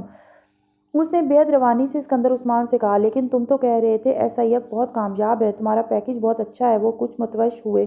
ہاں، وہ تو بہت اچھا جا رہا ہے، اس کے حوالے سے مسائل نہیں ہیں مجھے، لیکن بس سیونگ نہیں ہو پا رہی۔ پھر بچیاں بڑی ہو رہی ہیں، میں چاہ رہا ہوں کچھ سال پاکستان میں رہیں، اپنی ویلیوز کا پتہ ہو، پھر لے جاؤں انہیں۔ اس نے اپنے بہانے کو کچھ اضافی سہارے دیے۔ سکندر عثمان ابھی بھی پوری طرح قائل نہیں ہوئے تھے۔ تم اکیلے کیسے رہو گے سلار؟ تمہارا ابھی علاج ہو رہا ہے، بیوی بچوں کے بغیر وہاں کون خیال رکھے گا تمہارا؟ وہ اپنی تشویش کا اظہار کر رہے تھے۔ میں سوچ رہا ہوں میرے پاس جو اکاؤنٹ میں کچھ رقم ہے وہ تمہیں دے دوں، تاکہ تمہیں اگر کوئی فنانشل مسئلہ ہے تو۔ سلار نے ان کی بات کاٹ دی۔ بس پاپا، اب نہیں۔ اس نے باپ کا ہاتھ پکڑ لیا تھا۔ اب اور کچھ نہیں۔ کتنا کریں گے آپ میرے لیے؟ مجھے بھی تو کچھ کرنے دیں، احسان نہیں کر سکتا تو حق ہی ادا کرنے دیں مجھے۔ اس نے عجیب بے بسی سے باپ سے کہا۔ مجھے تمہاری فکر رہے گی، سلار نے ایک بار پھر ان کی بات کاٹتے ہوئے کہا۔ مجھے بھی آپ کی فکر رہتی ہے بابا، اس لیے رکھنا چاہتے ہو ان سب کو یہاں؟ سکندر عثمان جیسے بوجھ گئے تھے۔ آپ جو چاہیں سمجھ لیں، میں اور طیبہ بالکل ٹھیک ہیں، پرانے ملازم ہیں ہمارے پاس، وفادار، سب ٹھیک ہے، تم میری وجہ سے یہ مت کرو۔ وہ اب بھی تیار نہیں تھے، اولاد پر انہوں نے ہمیشہ احسان کیا تھا، احسان لینے کی عادت ہی نہیں تھی انہیں، اور وہ بھی عمر کے اس حصے میں۔ بے حد خواہش ہونے کے باوجود، مجبور ہونے کے باوجود، سکندر عثمان اولاد کو اپنی وجہ سے تکلیف میں نہیں ڈالنا چاہتے تھے۔ میں ویسے بھی سوچتا ہوں فیکٹری جایا کروں، کبھی کبھار کام مکمل طور پر چھوڑ دیا ہے، اس لیے زیادہ بھولنے لگا ہوں میں اب۔ وہ اپنے الزمائر کی شکل بدل رہے تھے۔ تمہارے بچوں اور بیوی کو تمہارے پاس رہنا چاہیے سالار، تم زبردستی انہیں یہاں مت رکھو، میرے اور طیبہ کے لیے بس۔ انہوں نے جیسے سالار کو سمجھانے کی کوشش کی، زبردستی نہیں رکھ پا رہا بابا، ان کی مرضی سے ہی کہہ رہا ہوں، وہ یہاں آ کر ہمیشہ خوش ہوتے رہے ہیں، اب بھی خوش ہوں گے۔ اس نے باپ کو تسلی دی تھی، اسے اندازہ بھی نہیں تھا باپ کا تجربہ کتنا درست ہونے والا تھا۔ میں پاکستان نہیں جاؤں گا۔ پاکستان شفٹ ہونے کی سب سے زیادہ مخالفت حمید سکندر کی طرف سے آئی تھی، اور یہ مخالفت صرف سالار کے لیے ہی نہیں، امامہ کے لیے بھی خلاف توقع تھی۔ وہ ہمیشہ پاکستان جانے کے لیے ہمیشہ تیار رہتا تھا، دادا کے ساتھ اس کی بنتی بھی بہت تھی اور وہ دادی کا لاڈلا بھی تھا۔ پاکستان میں اسے بہت اٹریکشن ملتی تھی، اور اب یہاں یک بیک مستقل طور پر پاکستان جا کر رہنے پر سب سے زیادہ اعتراضات اسی نے کیے تھے۔ بیٹا، دادا اور دادی بوڑھے ہو گئے ہیں، تم نے دیکھا وہ بیمار بھی ہیں، انہیں کیئر کی ضرورت ہے۔ امامہ نے اسے سمجھانے کی کوشش کی تھی، ان کے پاس سرونٹ ہیں، وہ ان کا اچھی طرح خیال رکھ سکتے ہیں۔ وہ بالکل قائل ہوئے بغیر بولا، سرونٹ ان کی اچھی کیئر نہیں کر سکتے۔ امامہ نے جواباً کہا، آپ انہیں اولڈ ہوم بھیج دیں۔ وہ اس معاشرے کا بچہ تھا، اسی معاشرے کا بے رحم لیکن عملی حل بتا رہا تھا۔ کل کو ہم بھی بوڑھے ہو جائیں گے تو تم ہمیں بھی اولڈ ہوم بھیج دو گے؟ امامہ نے کچھ ناخوش ہوتے ہوئے اس سے کہا، آپ انہیں یہاں لے آئیں۔ حمیم نے ماں کی خفگی کو محسوس کیا۔ وہ یہاں نہیں آنا چاہتے، وہ اپنا گھر نہیں چھوڑنا چاہتے۔ امامہ نے اس سے کہا، پھر ہم بھی اپنا گھر کیوں چھوڑیں؟ میں اپنا اسکول کیوں چھوڑوں؟ وہ دنیا کے 10 ذہین ترین دماغوں میں سے ایک تھا، غلط بات نہیں کہہ رہا تھا۔ دماغ کا سب سے بڑا مسئلہ یہی ہوتا ہے، وہ عقل سے سوچتا ہے، دل سے نہیں۔ یہ ہمارا گھر نہیں ہے، حمید کرائے کا ہے، ہم صرف یہاں رہ رہے ہیں، اور جب ہم پاکستان چلے جائیں گے تو بابا اور جبریل اس گھر کو چھوڑ دیں گے، کیونکہ انہیں اتنے بڑے گھر کی ضرورت نہیں ہوگی۔ جبریل ویسے بھی یونیورسٹی میں ہے، تمہارے بابا نیو یارک شفٹ ہونا چاہتے ہیں، ماما اسے کہتی چلی گئی تھی۔ جبریل پاکستان نہیں جائے گا؟ حمید نے پوچھا۔ نہیں، تمہارے بابا اسے اس لیے پاکستان بھیجنا نہیں چاہتے کیونکہ وہ یونیورسٹی میں ہے، اس کی اسٹڈیز متاثر ہوں گی۔ امامہ نے اس سے سمجھایا، میری بھی تو ہوں گی، وہ مجھے بھی ہر سال MIT جانا ہے، میں کیسے جاؤں گا؟ وہ خفا ہوا اور بے چین بھی، اسے اپنا سمر پروگرام خطرے میں پڑتا دکھا تھا۔ تم ابھی اسکول میں ہو، جبریل یونیورسٹی میں ہے، اور پاکستان میں بہت اچھے اسکولز ہیں، تم کور کر لو گے سب کچھ۔ جبریل یقیناً نہیں کر سکے گا، اسے آگے میڈیسن پڑھنی ہے۔ ماما اسے لاجک دینے کی کوشش کر رہی تھی جو حمید کے دماغ میں نہیں بیٹھ رہی تھی۔ دیٹس ناٹ فیئر ممی، حمید نے دو ٹوک انداز میں کہا، اگر جبریل پاکستان نہیں جائے گا تو میں بھی نہیں جاؤں گا، مجھے MIT جانا ہے۔ وہ واضح طور پر بغاوت کر رہا تھا۔ ٹھیک ہے، تم مت جاؤ، میں، عنایہ اور عیسیٰ چلے جاتے ہیں، تم یہاں رہنا اپنے بابا کے پاس۔ امامہ نے یکدم اس سے بحث کرنا بند کر دیا۔ یہ تمہارے بابا کا حکم ہے اور ہم سب اس کو مانیں گے، تم ڈس اوبے کرنا چاہتے ہو تو تمہاری مرضی، میں تمہیں مجبور نہیں کروں گی۔ امامہ کہتے ہوئے وہاں سے اٹھ کر چلی گئی تھی۔ دنیا کے دو بہترین دماغ ایک دوسرے کے بالمقابل آ گئے تھے۔ تم پاکستان نہیں جانا چاہتے حمید؟ اس رات سالار نے حمید کو بٹھا کر پوچھا تھا۔ ماما نے اسے ڈنر سے کچھ دیر پہلے اس کے انکار کے بارے میں بتا دیا تھا۔ نہیں، حمید نے باپ کی آنکھوں میں آنکھیں ڈال کر دیکھتے ہوئے کہا، اور کوئی بھی جانا نہیں چاہتا؟ اس نے مزید تبصرہ کیا، میں کسی اور کی نہیں، صرف تمہاری بات کر رہا ہوں۔ سالار نے اسے ٹوک دیا۔ حمید سر جھکائے چند لمحے خاموش بیٹھا رہا، پھر اس نے سر اٹھا کر باپ کو دیکھا اور نفی میں سر ہلا دیا۔ وجہ؟ سالار نے اسی انداز میں کہا۔ بہت ساری ہیں، اس نے بے حد مستحکم انداز میں باپ کو جواب دیا۔ کسی بھی کام کو کرنے یا نہ کرنے کی صرف ایک وجہ ہوتی ہے، باقی سب بہانے ہوتے ہیں، اس لیے تم صرف وجہ بتاؤ، بہانے نہیں۔ سالار نے اپنے 11 سالہ بیٹے کے ذخیرہ الفاظ کی ہوا نکالتے ہوئے کہا۔ حمید اس میٹنگ کے لیے پہلے سے تیار تھا اور وجوہات کو جمع کرنے پر بھی اچھا خاصا وقت جمع صرف کر چکا تھا۔ باپ نے جسے انگلی سے پکڑ کر دوبارہ زیرو پر کھڑا کر دیا۔ میں پاکستان میں ایڈجسٹ نہیں ہو سکتا۔ حمید نے بلاخر وہ ایک وجہ تلاش کر کے پیش کی، اگر تم کانگو میں ایڈجسٹ ہو سکتے ہو تو پاکستان میں بھی ہو جاؤ گے، افریقہ سے زیادہ برا نہیں۔ سالار نے اسی انداز میں کہا، تب میں چھوٹا تھا۔ حمید نے مدافعانہ انداز میں کہا، تم اب بھی چھوٹے ہی ہو۔ سالار نے بات کاٹی، لیکن میں بڑا ہو رہا ہوں۔ حمید نے جیسے اعتراض کیا، اس میں کافی ٹائم لگے گا، تمہارے لیے کم از کم 25 سال۔ سالار نے بے حد سنجیدگی سے اسے ٹیز کیا۔ وہ باپ کو دیکھ کر رہ گیا۔ آئی ایم سیریس بابا، اس نے سالار کی بات سے محظوظ ہوتے ہوئے کہا، میں پاکستان نہیں جانا چاہتا۔ It's not a good idea for mummy either, کسی بڑے کی طرح باپ کے فیصلے پر تبصرہ کر رہا تھا۔ سلار خاموشی سے اس کی بات سن رہا تھا۔ مجھے یہاں تعلیم حاصل کرنی ہے، میں وہاں ہولی ڈیز پر جا سکتا ہوں، ہمیشہ کے لیے نہیں۔ وہ بالکل امریکی انداز میں بے حد صاف گوئی سے باپ کو بتا رہا تھا کہ وہ کیا کر سکتا تھا اور کیا نہیں۔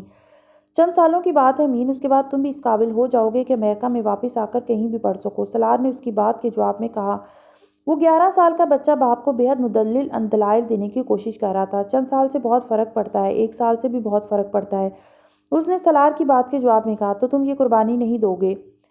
سلار نے اس بار بات بدلی۔ جبریل بھی تو دے سکتا ہے قربانی، آپ بھی تو دے سکتے ہیں، میں ہی کیوں؟ اس نے جواباً اسی انداز میں کہا۔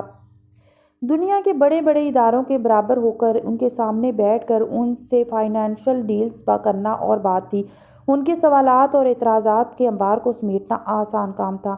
اپنے 11 سال کے بیٹے کو اس بات پر قائل کرنا زیادہ مشکل تھا کہ وہ قربانی کیوں دے جو اس کا بھائی نہیں دے رہا تھا، جو اس کا باپ بھی نہیں دے رہا تھا۔ پھر وہ کیوں؟ اور اس کیوں کا جواب فارمولوں اور ایکویشن میں نہیں ملتا، صرف ان اخلاقی اقدار میں ملتا تھا جن سے اس نے اپنی اولاد کی تربیت کی تھی۔ لیکن اس کے باوجود اس کی اولاد اس سے یہ سوال کر رہی تھی، تم جانتے ہو تمہارے دادا کو الزائمر ہے، وہ بہت بوڑھے ہو چکے ہیں اور انہیں ضرورت ہے کہ کوئی ان کے پاس ہو۔ تم سے انہیں زیادہ محبت ہے، اس لیے میں چاہتا تھا تم ان کے پاس رہو۔ سلار نے جیسے وہ جواب ڈھونڈنا شروع کیے جن سے وہ اسے سمجھا پاتا۔ ویسے بھی جب تمہاری ممی عنایا اور عیسیٰ کے ساتھ یہاں سے چلی جائیں گی تو تم یہاں کس کے پاس رہو گے؟ گھر میں تمہاری دیکھ بھال کے لیے کوئی نہیں ہوگا، سلار نے کہنا شروع کیا۔ I can take care of myself, Amin نے باپ کی بات ختم ہونے پر کہا۔ میں اتنا چھوٹا نہیں ہوں بابا، میں اکیلا رہ سکتا ہوں، آپ مجھے بورڈنگ میں بھی رکھ سکتے ہیں یا پھر کسی ریلیٹیوز کے پاس بھی رہ سکتا ہوں۔ اس نے سلار کے سامنے ایک کے بعد ایک سلوشن رکھنا شروع کیا۔ ان میں سے ایک بھی آپشن میرے لیے قابل قبول نہیں ہے، تمہیں سب کے ساتھ پاکستان جانا ہے، سلار نے دو ٹوک انداز میں اس سے کہا۔ آپ مجھ میں اور جبریل میں فرق کیوں کرتے ہیں بابا؟ اس کے اگلے جملے نے سلار کا دماغ گھما کر رکھ دیا تھا۔ اس نے اپنے 11 سالہ بیٹے کا چہرہ دیکھا جس نے زندگی میں پہلی بار اسے ایسا سوال یا ایسی شکایت کی تھی۔ فرق؟ تم اس فرق کو ڈیفائن کر سکتے ہو؟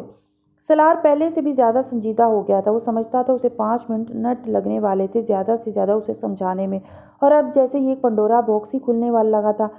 آپ جبریل کو مجھ سے بہتر سمجھتے ہیں، اگلا تبصرہ پہلے سے بھی زیادہ خطرناک تھا۔ ایک دوسرے کی آنکھوں میں آنکھیں ڈالے وہ دیکھتے رہے، پھر کچھ دیر بعد سلار نے اس سے کہا، اور میں اسے بہتر کیوں سمجھتا ہوں؟ وہ جیسے اس کے اس الزام کی بھی وضاحت چاہتا تھا، کیونکہ وہ حافظ قرآن ہے، میں نہیں۔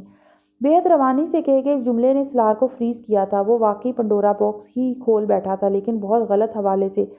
وہ باغی نہیں تھا، نہ ہی بدتمیز، نہ ہی بدلحاظ، لیکن وہ جو سوچتا اور محسوس کرتا تھا وہ کہہ دیتا تھا۔ زندگی میں پہلی بار سلار کو لگا وہ سکندر عثمان تھا اور اپنے سامنے آن بیٹھا تھا، لاجواب، بے بس۔ تاریخ یقیناً اپنے آپ کو دہراتی تھی، لیکن اپنی مرضی کے وقت پر۔ تمہیں جبریل برا لگتا ہے؟ سلار نے بے حد مدھم آواز میں اس سے پوچھا۔ ہی از مائی اونلی بردر، مجھے وہ کیسے برا لگ سکتا ہے؟ لیکن مجھے آپ لوگوں کا یہ ایٹیٹیوڈ اچھا نہیں لگتا۔ امین کو یہ شکایت کب سے ہونی شروع ہوئی تھی اس کا اندازہ سلار کو نہیں ہوا، لیکن وہ اس وقت وہاں عجیب سی کیفیت میں بیٹھا ہوا تھا۔ ایسا نہیں ہے امین، اس نے بالآخر امین سے کہا۔ وہ اپنے سلیپنگ سوٹ کے پاجامے کو گھٹنے سے رگڑ رہا تھا جیسے اس میں سوراخ ہی کر دینا چاہتا ہو۔ بابا میں آ جاؤں؟ وہ جبریل تھا جو دروازے پر دستک دے کر اندر داخل ہوا تھا۔ گفتگو کے عجیب مرحلے پر وہ اندر آیا تھا۔ سلار اور امین دونوں ہی اپنی اپنی جگہ پر کچھ جزبز ہوئے تھے۔ ہاں آ جاؤ، سلار نے اسے کہا۔ وہ اندر آ کر امین کے برابر میں صوفے پر بیٹھ گیا، پھر اس نے ایک نظر امین کو دیکھا جو اس سے نظریں نہیں ملا رہا تھا، پھر اس نے باپ سے کہا، دادا کے پاس میں پاکستان چلا جاتا ہوں، میں زیادہ اچھے طریقے سے ان کی دیکھ بھال کر سکوں گا۔ کمرے میں عجیب خاموشی چھائی تھی، نہ سلار کچھ کہہ سکا، نہ امین کچھ بول سکا۔ ان دونوں کی آواز زیادہ اونچی نہیں تھی، لیکن جبریل پھر بھی یقیناً یہ گفتگو سن کر ہی یہاں آیا تھا۔ ممی اور امین یہیں رہیں آپ کے پاس، میں اکیلے بھی ان کو سنبھال سکتا ہوں، وہ ہمیشہ کی طرح مدھم مستحکم آواز میں کہہ رہا تھا۔ پاکستان میں ویسے بھی میڈیسن کی تعلیم کے لیے کم وقت لگتا ہے، یونیورسٹی کا سال ضائع ہونے سے بھی فرق نہیں پڑے گا۔ وہ اتنے آرام سے کہہ رہا تھا جیسے یہ کوئی مسئلہ ہی نہیں تھا۔ جبریل ایسا ہی تھا، کسی پینک کے بغیر مسئلے کا حل نکالنے والا۔ میں تم سے بعد میں بات کروں گا جبریل، سلار نے اسے درمیان میں ہی ٹوک دیا۔ میں گھر میں سب سے بڑا ہوں بابا، میری ذمہ داری سب سے زیادہ ہے۔ امین کو آپ یہیں رہنے دیں اور مجھے جانے دیں، اور میں یہ سب بہت خوشی سے کہہ رہا ہوں، مجھے کوئی خفگی نہیں ہے، جبریل نے سلار کے ٹوکنے کے باوجود اس سے کہا، اور اٹھ کھڑا ہوا۔ اس کے کمرے سے جانے کے بعد بھی سلار اور امین خاموش ہی بیٹھے رہے۔ وہ بے حد آکورڈ صورتحال تھی جس کا سامنا ان دونوں نے چند لمحے پہلے کیا تھا۔ میرے اور امامہ کے لیے تم میں اور جبریل میں کوئی فرق نہیں۔ اسے قرآن پاک حفظ کرنے کے لیے عزت دیتے ہیں، لیکن تم تینوں پر اسے برتری نہیں دیتے، اس لیے یہ کبھی مت سمجھنا کہ ہم دونوں تم چاروں میں کوئی تفریق کریں گے۔ صلاح نے بہت لمبی خاموشی کے بعد اس سے کہنا شروع کیا تھا، تمہارے دادا میری ذمہ داری ہے اور میرا خیال تھا میں اپنی ذمہ داری تمہارے اور جبریل کے ساتھ بانٹ سکتا ہوں، اس لیے یہ کوشش کی، لیکن تم پر زبردستی نہیں کروں گا میں۔ تم نہیں جانا چاہتے، مت جاؤ۔ سلار اس سے کہتے ہوئے اٹھ کر چلا گیا۔ امین وہیں بیٹھا رہا، سر جھکائے خاموش، سوچتے ہوئے۔ I hope you are not upset with me. Jibreel study table پر پڑھ رہا تھا جب اس نے کمرے کا دروازہ کھلتے اور امین کو اندر داخل ہوتے دیکھا۔ دونوں کے درمیان خاموش نظروں کا تبادلہ ہوا، پھر جبریل دوبارہ اپنی کتاب کی طرف متوجہ ہو گیا۔ امین بستر پر جا کر لیٹا اسے دیکھتا رہا، پھر اس نے بالآخر اسے مخاطب کیا تھا، اپسیٹ؟ جبریل نے پلٹ کر اسے کچھ حیرانی سے دیکھا تھا۔ کیوں؟ امین اٹھ کر بیٹھ گیا۔ بڑے محتاط انداز میں اس نے گفتگو کا آغاز کیا، تم نے ہماری باتیں سنی تھیں؟ وہ کچھ بھی کہنے سے پہلے جیسے تصدیق چاہتا تھا۔ ایک لمحے کے لیے جبریل اسے دیکھتا رہا، پھر اس نے سر ہلاتے ہوئے کہا، ہاں۔ امین کے تاثرات بدلے، ہلکی شرمندگی نے اسے جیسے کچھ اور شرمندہ کیا، اس لیے پوچھ رہا تھا، تم مجھ سے خفا تو نہیں ہو نا؟ امین نے اب اپنے جملے کو ذرا سا بدلا نہیں۔ جبریل نے اسی انداز میں کہا۔ امین اپنے بستر سے اٹھ کر اس کے قریب آ کر کھڑا ہو گیا، لیکن مجھے مایوسی ضرور ہوئی۔ جبریل نے اس کے قریب آنے پر جیسے اپنے جملے کو مکمل کیا۔ امین اب اسٹڈی ٹیبل سے پشت ٹکائے کھڑا تھا۔ I do not mean that۔ تم میرے بھائی ہو اور میں تم سے بہت پیار کرتا ہوں۔ Trust me, I have nothing against you۔ امین نے جیسے اسے صفائی دینے کی کوشش کی۔ I know it۔ جبریل نے نرمی سے اسے ٹوکا اور اس کا بازو ہلکے سے تھپایا، لیکن تمہیں بابا سے ایسی بات نہیں کرنی چاہیے تھی۔ Have been shocked he must۔ جبریل اب اسے سمجھا رہا تھا، تم واقعی سمجھتے ہو کہ وہ مجھے تم سے زیادہ اہمیت دیتے ہیں، فرق کرتے ہیں؟ وہ اس سے کہہ رہا تھا، جبکہ مجھے لگتا تھا وہ تمہیں زیادہ امپورٹنس دیتے ہیں۔ جبریل نے جواباً اسے کہا تھا۔ کافی سال ایسے ہی لگتا رہا۔ جبریل نے جیسے بات ادھوری چھوڑی۔ امین نے کچھ تجسس سے قریدا، پھر میں بڑا ہو گیا۔ وہ مسکرایا۔ اینڈ آئی ریئلائزڈ کہ ایسا نہیں ہے۔ وہ کہہ رہا تھا، کچھ کوالٹیز کو وہ مجھ میں زیادہ پسند کرتے ہیں، کچھ تم میں، لیکن انہوں نے ہم دونوں میں کبھی فرق نہیں کیا۔ اگر کیا بھی ہوگا تو اس کی کوئی وجہ ہوگی۔ وہ اس کا بڑا بھائی تھا اور بڑے بھائی ہی کی طرح اسے سمجھا رہا تھا۔ امین خاموشی سے بات سن رہا تھا۔ جب اس نے بات ختم کی تو امین نے اس سے کہا، میں یہ نہیں چاہتا کہ تم اپنی یونیورسٹی چھوڑ کر پاکستان جاؤ، میں اتنا سیلفش نہیں ہوں۔ وہ جیسے اسے صفائی دینے کی کوشش کر رہا تھا۔ I just want to stay here. اس نے جبریل سے کہا تھا، تمہیں کوئی سیلفش سمجھ بھی نہیں رہا امین، تمہاری چوائس کی بات ہے، اور بابا اس لیے تمہیں سمجھانے کی کوشش کر رہے تھے کیونکہ تم چھوٹے ہو اور یہاں تم اکیلے نہیں رہ سکتے۔ بابا بہت بیزی ہیں، کئی دن گھر نہیں آ پاتے، تم اکیلے کیسے رہو گے ان کے ساتھ؟ صرف اس لیے تمہیں پاکستان بھیجنا چاہتے تھے وہ۔ اس نے جبریل کی بات کاٹ دی اور بےحد ہلکی لیکن مستحکم آواز میں اس سے کہا، I don't want you to go to Pakistan. تمہاری اسٹڈیز متاثر ہوں گی، میں چلا جاؤں گا، حالانکہ میں خوش نہیں ہوں، لیکن مجھے لگتا ہے میں سب کو ناراض کر کے یہاں اسٹے نہیں کر سکتا۔ وہ کہتے ہوئے اپنے بستر کی طرف چلا گیا۔ جبریل کو لگا وہ کچھ الجھا ہوا تھا۔ جبریل اسے لیٹتے ہوئے دیکھتا رہا، پھر اس نے امین سے کہا، چند سالوں کی بات ہے امین، پھر بابا تمہیں بھی واپس امریکہ بلا لیں گے، تم جانتے ہو وہ ایسا کر لیں گے۔ جبریل نے جیسے اسے تسلی دینے کی کوشش کی اور بات بھی اپنی چھوڑ دی۔ آئی ڈونٹ ڈریم مچ۔ اس نے جواباً چادر اپنے اوپر کھینچتے ہوئے کہا تھا۔ جبریل اسے دیکھ کر رہ گیا تھا۔ امین کے دماغ میں کیا تھا اسے بوجھنا بڑا مشکل تھا، صرف دوسروں کے لیے نہیں، شاید اس کے اپنے لیے بھی۔ جبریل ایک بار پھر اپنی اسٹڈی ٹیبل پر پڑھنے بیٹھ گیا تھا اور اس ویکینڈ پر گھر آیا تھا، اور اب اسے کل پھر واپس چلے جانا تھا۔ اس کا اگلا سیمسٹر شروع ہونے والا تھا۔ ہو ول اسٹے ود بابا؟ کاغذ پر کچھ لکھتے ہوئے اس کا ہاتھ رک گیا۔ جبریل نے پلٹ کے ایک بار پھر بستر پر لیٹے ہوئے امین کو دیکھا۔ اس نے تقریباً 10 منٹ بعد اسے مخاطب کیا تھا، جب وہ یہ سمجھ رہا تھا کہ وہ سو چکا تھا۔ اس کے سوال نے کسی کرنٹ کی طرح اسے جیسے امین کی سوچ تک رسائی دی تھی۔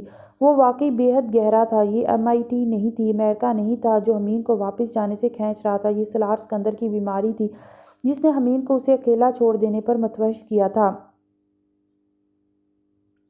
وہ وہاں باپ کے پاس رکنا چاہتا تھا، بغیر اسے یہ بتائے کہ وہ اس کی وجہ سے وہاں رہنا چاہتا تھا، کیونکہ وہ اس کے بارے میں فکر مند تھا، بالکل اسی طرح جیسے سلار سکندر اپنے باپ کے بارے میں فکر مند تھا، لیکن اسے یہ بتانا نہیں چاہتا تھا۔ تم بابا کی وجہ سے رکنا چاہتے ہو؟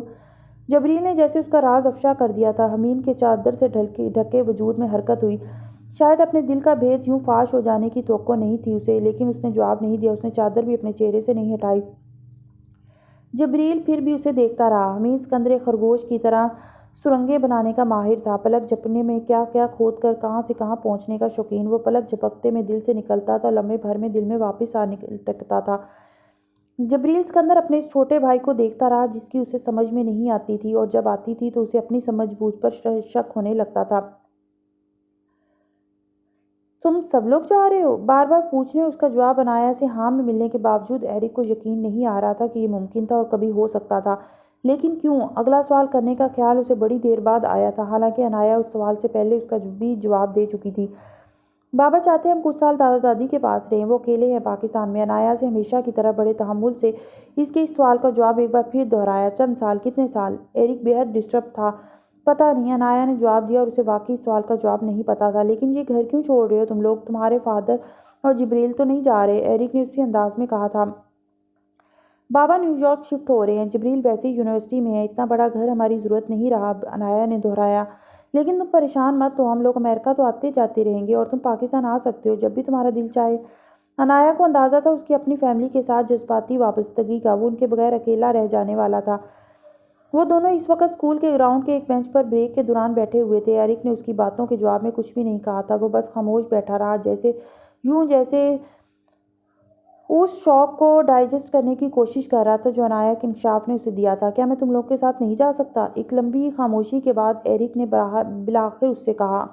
سوال نے عنایا کو مشکل میں ڈال دیا۔ جواب وہ جانتی تھی لیکن دے نہیں سکتی تھی۔ تمہاری ممی اور فیملی کو تمہاری ضرورت ہے، تم انہیں چھوڑ کر ہمارے ساتھ کیسے جا سکتے ہو؟ عنایا نے اپنے انکار کو مناسب الفاظ میں اس تک پہنچایا۔ ممی کو کوئی اعتراض نہیں ہوگا، میں ان سے اجازت لے سکتا ہوں۔ کیا تم لوگ مجھے اپنے ساتھ رکھ سکتے ہو؟ ایک اور سوال آیا۔ عنایا ایک بار پھر وہیں کھڑی ہوئی۔ ایرک میں نہیں جانتی، میں ممی اور بابا سے پوچھ سکتی ہوں، لیکن اپنی فیملی کو اس طرح چھوڑ کر ایک دوسرے فیملی کے ساتھ جانا ٹھیک نہیں ہے، عنایا نے کہا تھا۔ وہ 13 سال کی تھی، اسے بڑوں کی طرح نہیں سمجھا سکتی تھی، پھر بھی اس نے کوشش کی تھی۔ ایرک اس کی بات پر خاموش رہا تھا، پھر اس نے کہا، چند سالوں تک میں ویسے ہی یونیورسٹی چلا جاؤں گا، گھر تو ویسے بھی جانا ہی ہوگا مجھے، اس نے سوچے سمجھے بغیر کہا۔ پھر تو اور بھی ضروری ہے کہ یہ وقت تم اپنی فیملی کے ساتھ گزارو، عنایا نے اسی نرم انداز میں کہا۔ میں اپنے آپ کو تمہاری فیملی کا حصہ سمجھتا ہوں، کیا تم لوگ ایسا نہیں سمجھتے؟ ایرک نے جواباً اس سے کہا، اور جیسے پھر اسے مشکل میں ڈالا۔ میں ممی سے بات کروں گی ایرک، عنایا نے اس آرگومنٹ سے نکلنے کے لیے جیسے ایک حل تلاش کیا۔ اگر تم لوگ چلے گئے تو میرا گھر ایک بار پھر سے ٹوٹ جائے گا، ایرک نے اس سے کہا۔ میرے پاس کوئی ایسی جگہ نہیں رہے گی جہاں میں جا سکوں، اس نے جیسے منت والے انداز میں کہا تھا، جیسے یہ سب عنایا کے ہاتھ میں تھا۔ وہ چاہتی تو سب کچھ رک جاتا۔ عنایا کا دل بری طرح پسیجا تھا۔ ایسے مت کہو ایرک، دور جانے سے یہ تھوڑی ہوتا ہے کہ تمہارے ساتھ سب تعلق بھی ختم ہو جائیں گے۔ ہم لوگ ملتے رہیں گے، بات بھی کریں گے، ای میلز بھی کریں گے، چھٹیوں میں تم ہمارے پاس پاکستان آ سکتے ہو، اور ہم یہاں امریکہ۔ کچھ بھی ختم ہونے میں نہیں جا رہا، عنایا نے اسے تسلی دینے کی کوشش کی، یہ جانتے ہوئے بھی کہ ایرک ٹھیک کہہ رہا تھا۔ فاصلہ دیو جیسا ہوتا ہے، سارے تعلق کھا جاتا ہے، پیار کا، دل کا، دوستی کا، رشتوں کا۔ اگر وہ سب یہ نہیں رک سکتے تو تم رک جاؤ، ایرک نے یکدم اس سے کہا۔ وہ بری طرح گڑبڑائی۔ میں کیسے رک سکتی ہوں؟ پہلے ہی حمید ضد کر رہا ہے، وہ اس کی بات کوئی نہیں مان رہا، اور مجھے تو کوئی اعتراض بھی نہیں ہے، میں ممی کو کی ہیلپ کرنا چاہتی ہوں، دادا دادی کا خیال رکھنے میں، اس نے ایرک سے کہا تھا۔ وہ بے اختیار اس سے کچھ کہنا چاہتا تھا لیکن رک گیا۔ اتنے سال عنایا کے ساتھ پڑھتے ہیں، اس کے ساتھ دوستی، اور تقریباً ہر روز ان کے گھر جانے کے باوجود ان کے درمیان ایسی بے تکلفی تو کبھی نہیں تھی کہ وہ اسے کچھ بھی کہہ پاتا، دیتا یا کہہ سکتا۔ عنایا اسکندر کا وہ رکھ رکھاؤ ماں باپ کی طرف سے جینز میں آیا تھا یا خاندانی تربیت تھی، لیکن یہ جس بھی وجہ سے تھا، اس نے عنایا اسکندر کو ہمیشہ اپنی کلاس کے لڑکوں کے لیے مشکل بنا رکھا تھا، اور ایرک کے لیے فینٹسی۔ وہ جس معاشرے میں پل بڑھ رہے تھے وہاں آئی لو یو، ہیلو، ہائے جیسی چیز بن کر رہ گئی تھی، کوئی بھی کسی سے بھی کبھی بھی کہہ سکتا تھا اور سننے کے لیے تیار رہتا تھا، نہ یہ بری چیز سمجھی جاتی تھی نہ برا بنا دینے والی چیز۔ اس کے باوجود ایرک کو جھجک تھی، اسے لگتا تھا وہ اگر کبھی عنایا سے اپنی محبت کا اظہار اس طرح کرے گا تو وہ ناراض ہو جائے گی، اور پھر شاید اس گھر میں اس کا داخلہ ہی بند ہو جائے۔ اور پھر اس نے امامہ سے وعدہ کیا تھا کہ وہ ایسی کوئی بات عنایا سے نہیں کہے گا جب تک وہ بڑا نہیں ہو جاتا، زندگی میں کچھ بن نہیں جاتا۔ اور ایرک اب اچانک اپنے آپ کو ایک مخمصے میں پا رہا تھا، وہ اب جا رہی تھی، شاید ہمیشہ کے لیے، اور پتہ نہیں وہ لوگ دوبارہ کبھی مل بھی پاتے تھے یا نہیں۔ تو کیا اسے اس سے کہنا چاہیے تھا وہ سب جو وہ عنایا کے لیے دل میں محسوس کرتا تھا، یا ایسے ہی خاموش ہی رہنا چاہیے تھا؟ اس دن پہلی بات عنایا کے حوالے سے ایرک بری طرح پریشان ہوا تھا۔ اسے یہ نہیں لگ رہا تھا کہ وہ جا رہی تھی، اسے لگ رہا تھا وہ اسے کھونے والا تھا، اور اس کے پاس اس مسئلے کا کوئی حل فوری طور پر سمجھ نہیں آ رہا تھا، اور جو حل وہاں بیٹھے بیٹھے ایرک کے بالآخر سمجھ میں آیا تھا، اس قدر بے وقوفانہ تھا جس کا اسے اندازہ بھی نہیں تھا۔ I want to marry your daughter, یہ اس 2 صفحوں پر مشتمل خط کی ہیڈ لائن تھی جو سلار کو ایرک کی طرف سے ملا تھا، اور سلار نے بےحد خاموشی کے عالم میں اس خط کو پڑھا تھا۔ وہ شاکڈ ہوا تھا، اس لیے نہیں کہ وہ ایرک کی طرف سے ایسے کسی خط کی توقع نہیں کر رہا تھا، بلکہ اس لیے کیونکہ اس نے یہ سوچا ہی نہیں تھا کہ عنایا اتنی بڑی ہو گئی ہے کہ کوئی اس کے حوالے سے اس سے ایسی بات بھی کر سکتا تھا۔ وہ اس معاملے میں روایتی ہی تھا، جیسے ابھی بھی اپنی بیٹی بہت چھوٹی لگ رہی تھی۔ ماما اسے چائے دینے بیڈ روم میں آئی تھی جب اس نے ڈاک چیک کرتے سلار کو ایک کاغذ ہاتھ میں لیے سوچوں میں گم دیکھا۔ وہ چائے کا کپ رکھ کر جانے لگی تھی جب سلار نے اسے روک لیا اور وہ خط اسے تھما دیا۔ ماما نے کچھ الجھے انداز میں اس خط کو پکڑا تھا، لیکن پہلی ہیڈنگ پر نظر ڈالتی اس کا دماغ جیسے بھگ سے اڑ گیا تھا۔ دوسری لائن پر نظر ڈالے بغیر بھی وہ جانتی تھی وہ کون ہو سکتا تھا۔ غصے کی ایک لہر اس کے اندر آئی تھی اور سرخ چہرے کے ساتھ اس نے سلار سے کہا، ایرک؟ سلار نے سر ہلاتے ہوئے چائے کا سپ لیا، اسے کہا، سارا لیٹر پڑھو۔ ماما نے لیٹر پر ایک نظر ڈالتے ہوئے، اسے پڑھے بغیر بھی میں جانتی ہوں اس نے کیا لکھا ہوگا۔ وہ پھر بھی خط پڑھ رہی تھی۔ سلار چونکا تھا۔ تم سے بات کی اس نے پہلے؟ نہیں، میں پھر بھی جانتی ہوں۔ بالآخر ماما نے خط ختم کرتے ہوئے اسے طے کر کے سلار کی طرف بڑھایا۔ وہ بہت خفا لگ رہی تھی۔ خط میں ایرک نے حت المقدور بےحد مناسب انداز میں سلار سکندر سے عنایا کے لیے اپنی پسندیدگی کا اظہار کیا تھا۔ وہ اس سے کس قدر محبت کرتا تھا اور کیوں اس کے لیے عنایا کا ساتھ ضروری تھا۔ پھر اس نے سلار کو بتایا تھا کہ وہ اس کے لیے کیا کیا کر سکتا تھا اور عنایا کو کتنا خوش رکھے گا۔ وہ خط اس کی اپنی بیٹی کے حوالے سے نہ لکھا گیا ہوتا تو سلار اس خط کو پڑھ کر محظوظ ہوتا، ہنستا اور شاید ایرک سے چھیڑ چھاڑ بھی کرتا، لیکن وہ اس کی اپنی بیٹی کے حوالے سے تھا۔ بچگانہ ہوتے ہوئے بھی ایشو بچگانہ نہیں رہا تھا۔ عنایا پسند کرتی ہے ایرک کو؟ جو پہلا خیال سلار کے ذہن میں آیا تھا وہ اب یہ آیا تھا۔ تم کیسی باتیں کرتے ہو سلار؟ عنایا بیچاری کو پتہ تک نہیں ہوگا یہ کیا خیالی پلاؤ پکاتا رہتا ہے۔ اگر ایسی کوئی بات ہوتی تو وہ مجھ سے کہتی۔ ایرک ایک فیملی فرینڈ ہے، بوائے فرینڈ نہیں ہے۔ امامہ نے بےحد ناگواری سے اس کے سوال کو بالکل رد کرتے ہوئے جواب دیا، یہ ضروری نہیں ہے امامہ کہ ہمیں اپنی اولاد کے دل کی ہر بات پتہ ہو۔ امامہ نے اس کی بات کاٹ دی اور کہا، مجھے ہے۔ وہ ہنس پڑا، میں دن رات اس کے ساتھ رہتی ہوں سلار، تم نہیں رہتے۔ تم باپ اولاد کو اور طرح جانتے ہو، میں ماں ہوں، ان کو اور طرح دیکھتی ہوں۔ اس نے سلار کے ہنسنے پر جیسے وضاحت کی تھی، تم ٹھیک کہہ رہی ہو، اس کے باوجود یہ ضروری نہیں ہے کہ 24 گھنٹے بھی اگر اولاد کو نظروں میں کے سامنے رکھا جائے تو ان کے دلوں کو بھی دیکھا جا سکتا ہے۔ میں خوش فہمیوں اور غلط فہمیاں دونوں ہی نہیں پالتا ماما، باپ ہوں، اس لیے ریشنل ہو کر سوچ رہا ہوں، ماں کی طرح جذباتی ہو کر نہیں۔ ماما چند لمحوں کے لیے خاموش ہو گئی۔ وہ ٹھیک کہہ رہا تھا، وہ دونوں کئی سالوں سے اکٹھے تھے۔ اسے یہ خوشگمانی نہیں ہونی چاہیے تھی کہ عنایا کو ایرک کی پسندیدگی کے بارے میں بالکل ہی اندازہ نہیں ہوگا۔ اس کا دل چاہتا تھا نہ ہو، لیکن سلار دماغ کی بات کر رہا تھا۔ میں عنایا سے پوچھ لوں گی، اس نے یکدم کہا۔ کیا؟ سلار چائے پیتے پیتے رکا، ایرک کے حوالے سے، اس خط کے حوالے سے؟ لیکن میری سمجھ میں نہیں آتا میں کیسے اس سے۔ وہ عجیب طرح سے الجھ کر رکی۔ شی از جسٹ اے کڈ۔ سلار اس کی بات پر ہنسا۔ ہاں، یہ خط پڑھتے ہوئے میں بھی یہی سوچ رہا تھا کہ کوئی میری بیٹی کے بارے میں اس کڈ، لیکن یہ زندگی ہے اور ہم امریکہ میں رہ رہے ہیں جہاں 8-9 سال کے بچے بچیاں بھی بوائے فرینڈ اور گرل فرینڈ کے کانسیپٹ سے واقف ہیں، اس لیے ہمیں بھی کچھ زیادہ ریئلسٹک ہو کر اس صورتحال کو دیکھنا پڑے گا۔ تم ابھی عنایا سے بات مت کرو، مجھے ایرک سے بات کرنے دو۔ سلار نے جیسے اس صورتحال کا تجزیہ کرتے ہوئے ایک حل نکالا۔ اس سے مل کر تم کیا کرو گے؟ ماما کو جیسے یہ حل پسند نہیں آیا تھا۔ اسی حوالے سے گفتگو کروں گا، اسے سمجھانے کی کوشش کروں گا کہ یہ سب کتنا بچگانہ ہے اور کیوں ممکن نہیں ہے۔ سلار نے جواباً کہا، 2-3 سال پہلے بھی ایرک نے ایسی ایک بات کی تھی عنایا کے بارے میں، تب بھی میں نے اسے سمجھایا تھا کہ ایسا نہیں ہو سکتا۔ وہ مسلمان نہیں ہے اور بےحد چھوٹا ہے، لیکن میں کچھ سختی سے منع اس لیے نہیں کر سکی تھی اسے کیونکہ اس وقت وہ اپنے باپ کی موت کی وجہ سے بہت اپسیٹ تھا اور میں نہیں چاہتی تھی وہ اور اپسیٹ ہو۔ ماما نے سلار کو پہلی بار ایرک کے ساتھ ہونے والی گفتگو دہرائی تھی۔ سلار اس کی بات پر جیسے حیران ہوا۔ تم نے کیا کہا تھا تب اسے؟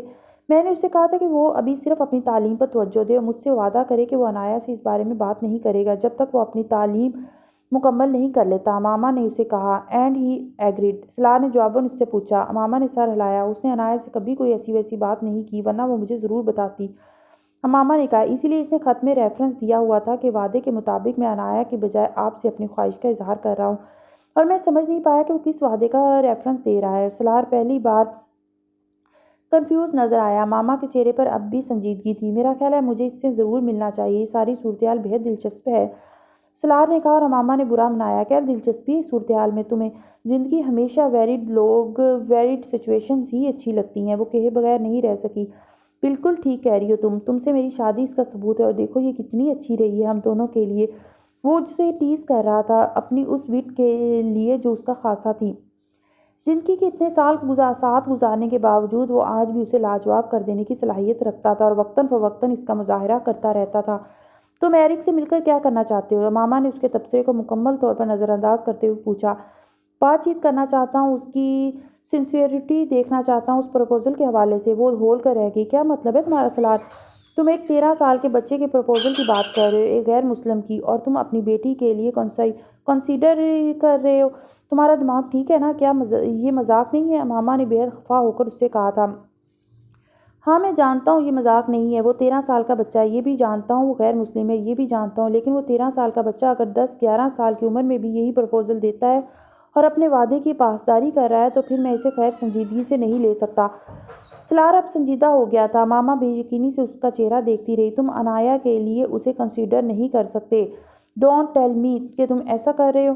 میں صرف اسے ایک آپشن کو دیکھ رہا ہوں جو زندگی میں پہلی بار میری بیٹی کے حوالے سے آیا ہے، سلار نے جواباً کہا۔ سلار میں کسی غیر مسلم کا آپشن اپنی بیٹی کے لیے کنسیڈر نہیں کروں گی، ماما نے دو ٹوک انداز میں اس سے کہا، مذاق میں بھی نہیں۔ سلار نے اس کے چہرے کو بغور دیکھتے ہوئے کہا تھا، کسی غیر مسلم کا آپشن میں بھی کنسیڈر نہیں کروں گا، لیکن کسی ایسے غیر مسلم کا ضرور کروں گا جو مسلمان ہونے کی خواہش اور ارادہ رکھتا ہو۔ اس نے بھی اسی انداز میں کہا، میں اس آپشن کو بھی کنسیڈر نہیں کروں گی۔ میں اپنی بیٹی کو کسی مشکل صورتحال میں نہیں ڈالوں گی، ایسے کسی ممکنہ رشتے کے ذریعے، ماما نے اس کی بات کے جواب میں کہا۔ ہم رسک دوسروں کے لیے لے سکتے ہیں، دوسروں کی نصیحتیں بھی کر سکتے ہیں اور دوسروں کو ایسے بڑے کاموں پر اکسا بھی سکتے ہیں اور ان کی حوصلہ افزائی بھی کر سکتے ہیں، لیکن یہ سب چیزیں اپنے بچوں کے لیے ہم نہیں چاہ سکتے، وہ کہتی گئی تھی۔ میں نے تم سے شادی کر کے ایک رسک لیا تھا ماما، مجھے بھی بہت روکا گیا تھا، بہت سارے وہم میرے دل میں بھی ڈالنے کی کوشش کی گئی تھی۔ دنیا میں لوگ ایسے رسک لیتے رہتے ہیں، لینے پڑتے ہیں۔ سلار نے جواباً اس سے جو کہا تھا اس نے ماما کی زبان سے سارے لفظ چھین کر اسے گونگا کر دیا تھا۔ وہ ٹھیک کہہ رہا تھا، لیکن اسے ایرک کے ساتھ اپنا موازنہ اس انداز میں اچھا نہیں لگا تھا۔ ایرک اور مجھ میں بہت فرق ہے، مذہب میں فرق ہوگا لیکن کلچر میں نہیں۔ ہم ہمسائے تھے، ایک جیسے خاندانوں سے تعلق رکھتے تھے، بچپن سے ایک دوسرے کو جانتے تھے۔ وہ اپنے دفاع میں پرجوش اور دلائل دیتے دیتے یکدم اپنا جوش کھوتی چلی گئی۔ اسے یکدم اندازہ ہوا تھا کہ اپنے دماغ میں دیا جانے والا اس کا ہر آرگومنٹ اس کے اور ایرک کے درمیان موجود مماثلت کو مزید ثابت کر رہا تھا۔ میں ایرک کے آپشن پر غور نہیں کر رہا، عبداللہ کے آپشن پر کر رہا ہوں۔ 13 سال کی عمر میں اپنی بیٹی کی کسی سے شادی نہیں کروں گا، لیکن اگر 13 سال کی عمر میں بھی میری بیٹی کی وجہ سے کوئی میری دین کی طرف راغب ہو رہا ہے تو میں صرف اس لیے اسے شٹ اپ کال نہیں دوں گا کہ یہ میری غیرت اور معاشرتی روایات پر ضرب کے برابر ہے۔ مجھے معاشرے کو نہیں، اللہ کو منہ دکھانا ہے، سلار نے جیسے بات ختم کرنے والے انداز میں کی۔ ماما قائل ہوئی یا نہیں لیکن خاموش ہو گئی۔ اس کی بات غلط نہیں تھی لیکن سلار کی بھی درست تھی۔ وہ دونوں اپنے بات پر سوچ رہے تھے اور دوسرے کی بات کو بھی سوچ رہے اور سمجھنے کی کوشش کر رہے تھے۔ وہ پہلا موقع تھا جب ماما نے شکر ادا کیا تھا کہ وہ پاکستان جا رہے تھے اور انایا اور ایرک ایک دوسرے سے دور ہو جاتے تو اس کے خیال میں ایرک کے سر سے انایا کا بھوت بھی اتر جاتا۔ سلار کے برعکس وہ اب بھی یہ ماننے پر تیار نہیں تھی کہ ایرک کی اسلام اور انایا میں دلچسپی لاسٹنگ ہو سکتی تھی۔ اسے یقین تھا 13 سال کا وہ بچہ 24-25 سال کا ہوتے ہوئے زندگی کے بہت سارے نشیب و فراز سے گزرتا اور زندگی کی رنگینیوں سے بھی متعارف ہوتا۔ پھر سلار اسکندر کا خاندان اور اس خاندان کی ایک لڑکی انایا اسکندر، ایرک عبداللہ کو کہاں یاد رہتی اور اتنی یاد کہ وہ اس کے لیے اپنا مذہب چھوڑ کر اس کے پیچھے آتا۔ ماما اس بات پر بھی اللہ تعالیٰ کی شکر گزار تھی کہ وہ سب کچھ ون سائیڈڈ تھا۔ اگر انایا اس کا حصہ ہوتی تو اس کی پریشانی اس سے سوا ہوتی۔